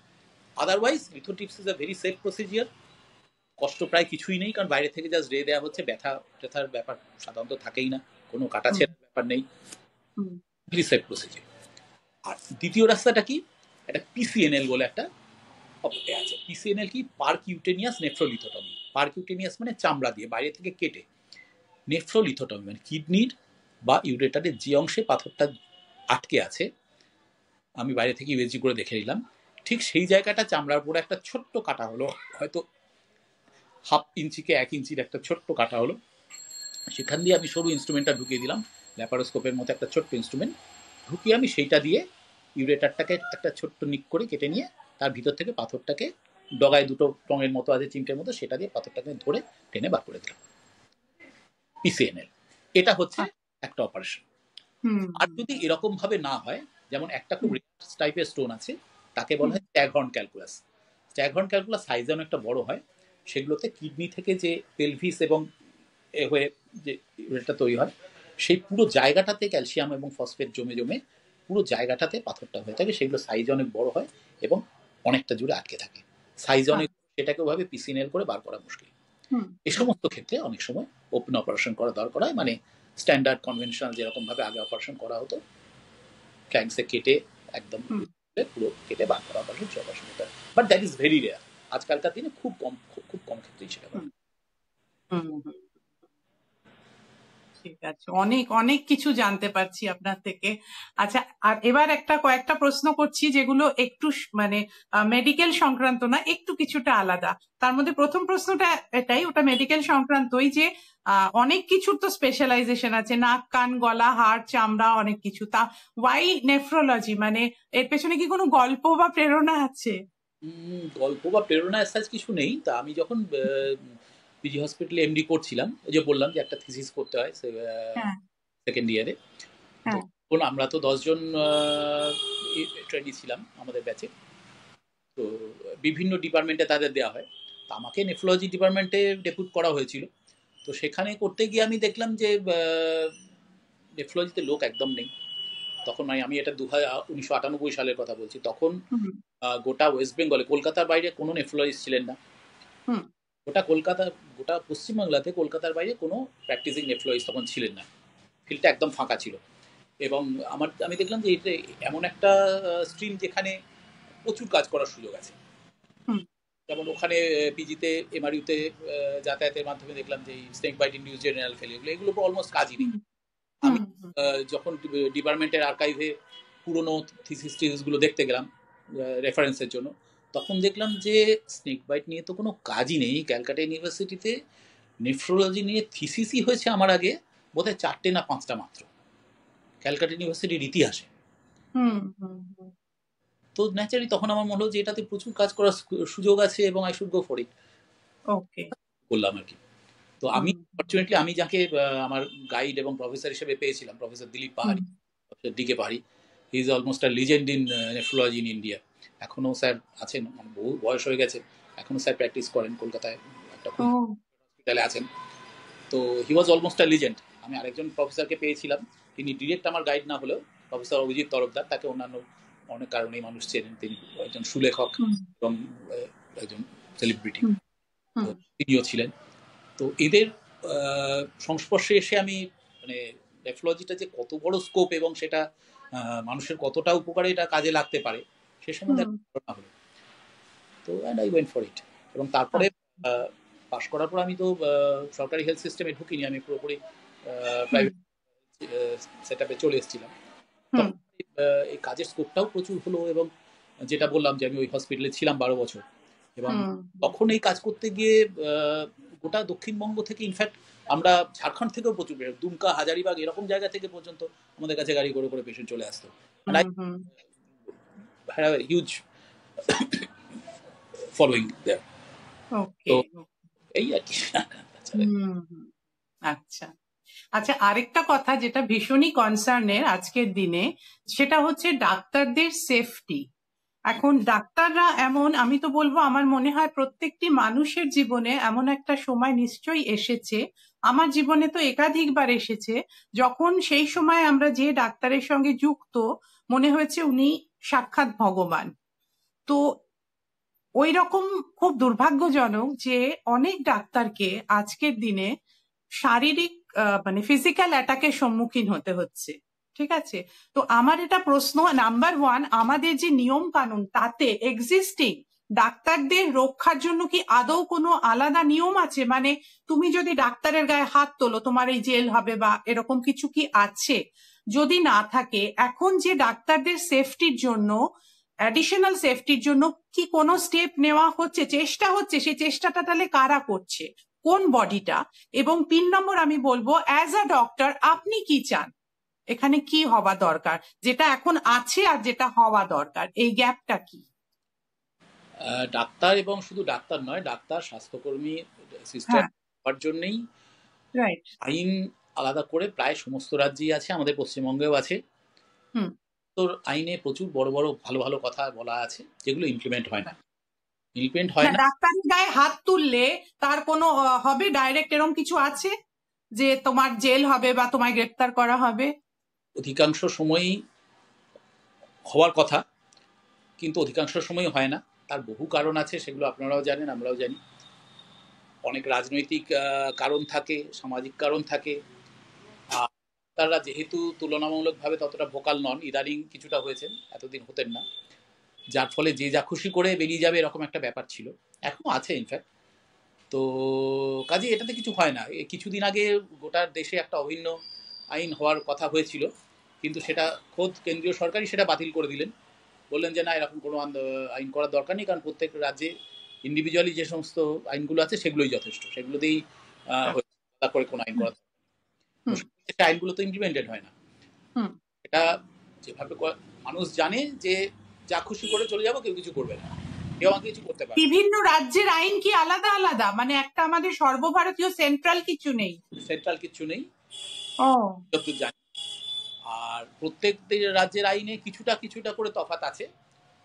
বেসিক্যালি প্রত্যেকটাই হয়তো সেফটি এবং সিকিউরিটির জন্যই করা, কিন্তু কিছু ডিফারেন্সেস আছে সবগুলোতে। কিন্তু প্র্যাকটিক্যালি কোনোটাই কাজে লাগে না, কারণ যারা এই আইন বা এই ব্যবস্থা ইমপ্লিমেন্ট করার দায়িত্বে আছেন তারা সেটা করতে একটা আগ্রহী নন। কারণ দুটো পক্ষ, যে পক্ষ মানে আততায়ীর ভূমিকায়, তারা সংখ্যায় অনেক বেশি, তাদের ভোটের সংখ্যা অনেক বেশি, তাদের সামাজিক প্রতিপত্তিও অনেক বেশি, যার ফলে ডাক্তারদের এটা বক্তব্যটা হয় না, সবসময় সেটা কোনো গুরুত্বই পায় না।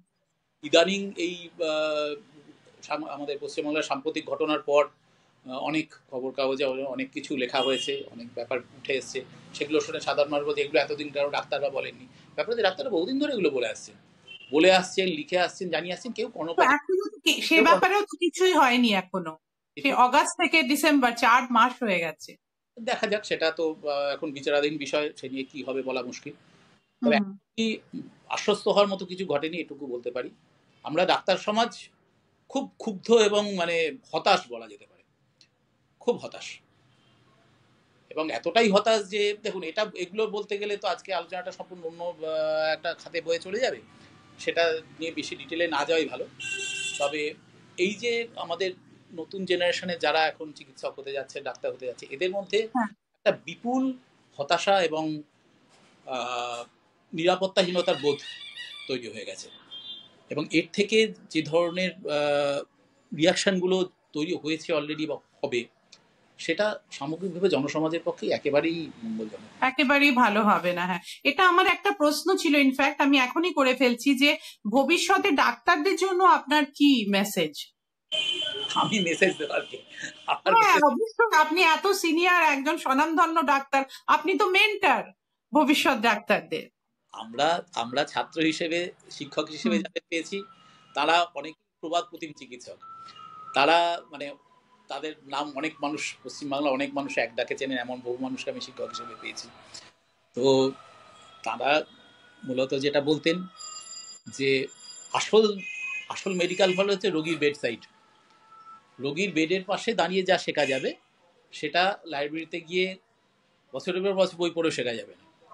যত বেশি রোগী দেখবে, যত বেশি রোগীর চিকিৎসা করবে, যত বেশি রোগীর ম্যানেজ করবে, যত বেশি হাসপাতালে রাত কাটাবে, তত তুমি শিখবে।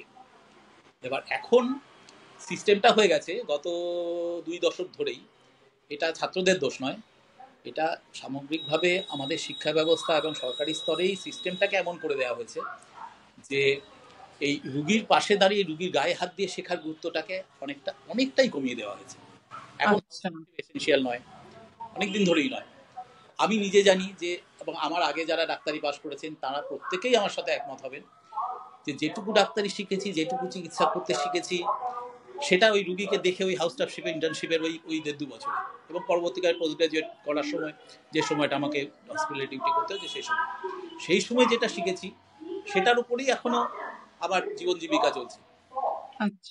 এখন হাউস স্টাফশিপ এসেনশিয়াল নয়, ইন্টার্নশিপেও অতটা গুরুত্ব দিয়ে কাজ করতে হয় না সব সময়, যার ফলে যারা ছাত্র এখন তারা চেষ্টা করেন যে পোস্ট গ্রাজুয়েটে চান্স পাওয়ার জন্য। হ্যাঁ, ওর জন্যই তাদের পড়াশোনা করতে হয়, তো সারাক্ষণ তার জন্যই তোদের পড়াশোনা করতে হয়, এত কঠিন পরীক্ষা, তার প্রিপারেশনেই তো ব্যস্ত। যথেষ্ট নয়, চান্স পাওয়া মুশকিল, সব জায়গায় খুব ভালো তা নয়, হাউস স্টাফ হলো না, ইন্টার্নশিপ ততটা ভালো করে হলো না, পোস্ট গ্রাজুয়েট একটা জায়গায় গেলাম যেখানে শেখার অতটা স্কোপ নেই, যার ফলে আমি ডিগ্রি করে বেরিয়ে চলে এলাম, আমি এমডি হয়ে গেলাম, এমএস হয়ে গেলাম, আরো উঁচু হাতে ডিগ্রি করে ফেললাম, কিন্তু পেশেন্টের গায়ে হাত দিয়ে, পেশেন্টকে ঘেঁটে, পেশেন্টের ট্রিটমেন্ট করে যে শেখার কথাটা অতটা থাকছে না তাই। তো এই ব্যাপারটা দিনকে দিন আরো বাড়ছে। আরেকটা ব্যাপার হচ্ছে যে প্রচুর প্রাইভেট বাড়ছে, তো ওরা কি করবে? আপনার ওদের জন্য অ্যাডভাইসটা কি, ওরা কি করবে তাহলে? যতটা বড় পেশেন্ট দেখো, যতটা বড় পেশেন্ট করার চেষ্টা, কিন্তু সবসময় সেটা তাদের হাতে নয়। তো এতটাই প্রচুর প্রাইভেট মেডিকেল কলেজ হয়েছে যাদের অনেক কলেজেই প্রপার ইনফ্রাস্ট্রাকচার নেই, সেখানে তারা যথেষ্ট রোগী দেখার সুযোগ পাচ্ছে না, অথচ চলে আসছে। সুতরাং ভবিষ্যতে এদিক থেকে বেশ আশঙ্কাজনক। কিন্তু আমার জুনিয়রদের সঙ্গে তারা সবার সন্তান প্রতিম। আমার হবে যতটা পারা যায় পেশেন্ট দেখা, এবং যতটা পারা যায় পেশেন্ট সরাসরি ট্রিটমেন্ট করে তার অভিজ্ঞতা অর্জন করে, এর কোনো বিকল্প। ডক্টর সরকার, আমার এটা পার্সোনালি মনে হয় যে কোনো ডাক্তারের কাছেই যখন গেছি, মনে হয় ডাক্তারের সাথে যে শুরুতে যে কথা বলাটা হয় না, ডাক্তার যখন জিজ্ঞেস করেন কি সমস্যা, আমাদের যে ইন্টারাকশনটা হয়, সেই জিনিসটা ভীষণ ইম্পর্টেন্ট। মানে ওই কথাটাতেই কিন্তু অর্ধেকটা অসুখ সেরে যায় অনেক ক্ষেত্রে। হ্যাঁ, মানে তার ডাক্তারের ব্যবহারটা যদি ভালো হয়, আপনি কি এটা বিশ্বাস করেন? কিছুটা অবশ্যই। এবার ব্যাপার হচ্ছে যে এই মানে ডক্টর পেশেন্টের রিলেশনশিপটা, এই রিলেশনশিপটাকে নষ্ট করে দেওয়ার জন্য বহু মহল খুব সক্রিয় এখন। আচ্ছা, যেরকম এটা হঠাৎ করে নয়, এখন তো বেশিরভাগ ব্যাপারটাই খুব কর্পোরেট রেগুলেটেড হয়ে গেছে। উচ্চবিত্তর কথা তো ছেড়ে দিন, মধ্যবিত্ত রোগীরাও আজকাল সরকারি হাসপাতালে প্রায় কেউই যান না, খুব কমই যান, যান না বলবো না, খুব কমই যান। তো কর্পোরেট হসপিটালে ট্রিটমেন্ট হয়। এবার আগেকার দিনে যে স্ট্যান্ড অ্যালোন চেম্বার যেগুলো ছিল, ধরুন আমি নিজে আছে, আমি সেখানে বসে প্র্যাকটিস করি, কিন্তু আজকের জেনারেশনে যারা ডাক্তার করতে আসছে তাদের সে করার স্কোপটা অলমোস্ট চলেই গেছে। তাদের প্রত্যেকেই কোনো পলিক্লিনিকে না হলে কোনো এরকম কর্পোরেট হসপিটালে এরকম কোনো জায়গায় বসে তারা চিকিৎসা করতে বাধ্য হচ্ছে, কারণ অনেক বড় আলোচনার দাবি রাখে। এখানে গিয়ে এবার সেখানে তাকে তো একটা ঊর্ধ্বতন কর্তৃপক্ষের নির্দেশ অনুযায়ী, তার রেগুলেশন অনুযায়ী কাজটা করতে হচ্ছে। সেখানে অনেক রকম কনসিডারেশন আছে, সেখানে কমার্শিয়াল কনসিডারেশন আছে, হসপিটালের নিয়ম অনিয়মের একটা কনসিডারেশন আছে, হসপিটালে নানা রকম কনসিডারেশন আছে, যে কারণে তার নিজের যে মানে কি বলবো স্বাধীনতাটুকু, যেগুলো সফট স্কিল যেটা তিনি করতে চান, তিনি সেটা করতে পারছেন না। তিনি চান না যে তিনি অতিরিক্ত ইনভেস্টিগেশন করাবেন, কিন্তু তার উপর হয়তো নির্দেশ আছে যে এই একটাকে হয়তো মাসে একটা ইনভেস্টিগেশন টার্গেট দিয়ে দেওয়া হয়েছে যে তোমাকে এত টাকার ইনভেস্টিগেশন করাতে হবে। ও অনেক ক্ষেত্রে he has to comply with that। হুম হুম হুম, তো এরকম okay, এটা আপনি খুব ছোট একটা উদাহরণ দিলাম, এবং এটা সব হ্যাঁ কর্পোরেট হসপিটাল অবশ্যই হয় না, বা সব হ্যাঁ পলিক্লিনিক হয়তো হয় না, আমি জানি না, আমি পলিক্লিনিকে বসি না, কিন্তু অনেক জায়গাতেই হয়। এছাড়া আরো অনেক অনেক ধরনের অনেক রকম কম্পালশন এখন থাকে। এবার যারা একদম ইয়াং নতুন করে আসছেন, তার they have to succumb to that sometimes. এই হুম। সময় পার্সোনাল রিলেশনশিপটা খারাপ হয়। আমার তো ডাক্তারের কাছে মানে ডাক্তারের ব্যবহারটা যদি ভালো হয় না একটু, তখনই অর্ধেক অসুখ সেরে যায়, এবং যেটা হয়ও।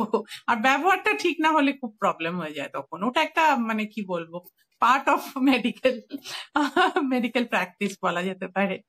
হ্যাঁ কমিউনিকেশন এই ব্যাপার হ্যাঁ হ্যাঁ, একজন ডাক্তারি ছাত্র শেখেন মূলত এই internship, house staffship, junior residency এই সময়টাতে। এবার হুম ভিড়টাই এখন এত কার্টেল হয়ে গেছে, এবং মানে, ঠিক যেরকম ভাবে যে ছকে যেভাবে হওয়া উচিত সেটা আর হচ্ছে না, হুম। সেটাও হয়তো কিছুটা খামতি থেকে যাচ্ছে। ডক্টর সরকার, আপনি ডাক্তার তো একজন ভীষণ ব্যস্ত ডাক্তার, বাট তার সাথে আপনি একজন বেড়াতে ভীষণ ভালোবাসেন, ট্রাভেলার, এবং সেই বেড়ানোর যে কথাগুলো আপনি, আমি সোশ্যাল মিডিয়াতে যেগুলো পড়েছি, ওগুলো এক একটা নিয়ে মানে ওগুলো নিয়ে একটা আলাদা পুরো ভ্রমণ কাহিনীর একটা বই বেরোতে পারে। তাছাড়া আপনি রাইটারও, আপনি একটা বইও লিখেছেন। হ্যাঁ, বইটার নাম কি যেন জীবন কি খাতার ছিল? জীবন খাতার প্রতি পাতায়। জীবন খাতার প্রতি পাতায় আপনি একটা বইও লিখেছেন। আপনার বাগানের অনেক ছবি দেখেছি, আপনার বাগানে আপনার নিজের হাতে যত্ন করা অনেক বড় বড় খুব সুন্দর সুন্দর ফুলের ছবি দেখেছি। আরেকটা হচ্ছে আপনি একজন আর্টিস্ট, সুন্দর করে সেরামিকের উপরে, কাপের উপরে, ভাসের উপরে আঁকা, এরকম এত মানে আপনি একধারে যেমন ডাক্তারি একটা প্রফেশন, পুরো টোটালি টেকনিক্যাল সায়েন্স প্রফেশন, আর আপনি অন্য ধারে আপনি কিন্তু একজন টোটালি আর্টসের লোক। তো এই এই আপনি এত সময়টা কি করে আপনার এই প্যাশন গুলোর জন্য বের করেন, করতে পারেন কি কি অনেক দিন পরে পরে একটু? সময় তো যথেষ্ট হয় না, এটা খুবই ঠিকই হ্যাঁ কথা। এবার বাগানটা অ্যাকচুয়ালি আমার স্ত্রী বেশি করেন, মানে কৃতিত্বটা ওনারই বেশি, আমি কিছুটা সাহায্য করি এই পর্যন্ত, যখন যেরকম সতীর পুণ্যে পতির পুণ্য।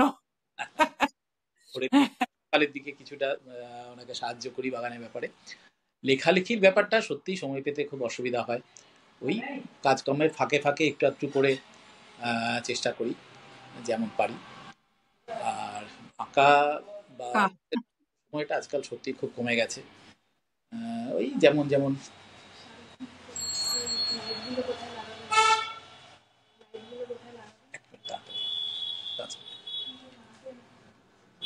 তো ওখানে ভাসের উপর আঁকা বা বটল পেন্টিংও করি, বেশ কিছু বটল পেন্টিং করেছি গত কয়েক বছরে। তো হ্যাঁ সাধারণত নিজের কাছে রাখি না, করি করে বন্ধু বান্ধবকে কেউ কেউ মানে গিফট করে দিই আর কি। হ্যাঁ। তো আমি সেগুলো আমার দর্শকদের কিছু দেখাবো আপনার স্যাম্পল আপনার কাছ থেকে নিয়ে। কিছু দেখাচ্ছি। আর লেখার ব্যাপারে বইটা তো যেটা করেছিলাম সেটা কোভিডের বছরে, কোভিডের ঠিক আগে ওটা প্রকাশ পেয়েছিল। তারপরে হ্যাঁ গোলমালের জন্য পরবর্তী প্রকাশনগুলো ঠিকমতো করা হয়নি। আমার একটা ভ্রমণ কাহিনী নিয়ে একটা প্রকাশন বেশ কিছুদিন ধরে চলছে কাজ, ওটা আমার ইংল্যান্ড, সুইজারল্যান্ড এবং মায়ানমার এই তিনটে দেশ ঘোরানো নিয়ে একটা বই একটা কম্পোজ করা হয়েছে। সেটা আমি এক্ষুনি আপনাকে বলতে যাচ্ছিলাম যে আমার একটা সাজেশন আছে, আপনি ভ্রমণ কাহিনীর ওপর বই লিখবেন। তো অলরেডি আপনি করে ফেলেছেন, আরো করবেন, আরো তো অনেক জায়গা ঘুরেছেন আপনি। হ্যাঁ আমার একটা ভ্রমণের ব্লগ আছে, সেই ব্লগটা লিখে থাকি রেগুলার, হ্যাঁ সেটা হ্যাঁ। ভালো ফলোইং। সেটা দিয়ে রোজ লেখার সময় পান কি না? না না না না, একেবারেই হয় না, অনেকদিন পরে পরে মাঝে যেমন যেমন পারি। কখনো হয়তো পরপর বেশ কয়েকদিন লেখা হলো, তারপর হয়তো কিছুদিন গ্যাপ পড়ে গেল। হ্যাঁ, চলতে থাকে আর কি কোনো রকমে। আচ্ছা, ভবিষ্যতের ভারত সম্পর্কে আপনার ভিশনটা কি জানতে চাইবো। ভবিষ্যতের ভিশন সম্বন্ধে ভবিষ্যতের ভারত। হ্যাঁ, ভবিষ্যতের ভারত অবশ্যই। প্রথম কথা হচ্ছে দেশ তো টেকনিক্যালি অ্যাডভান্স হচ্ছে, আরো বেশি বেশি করে হবে এক্সপেক্টেড।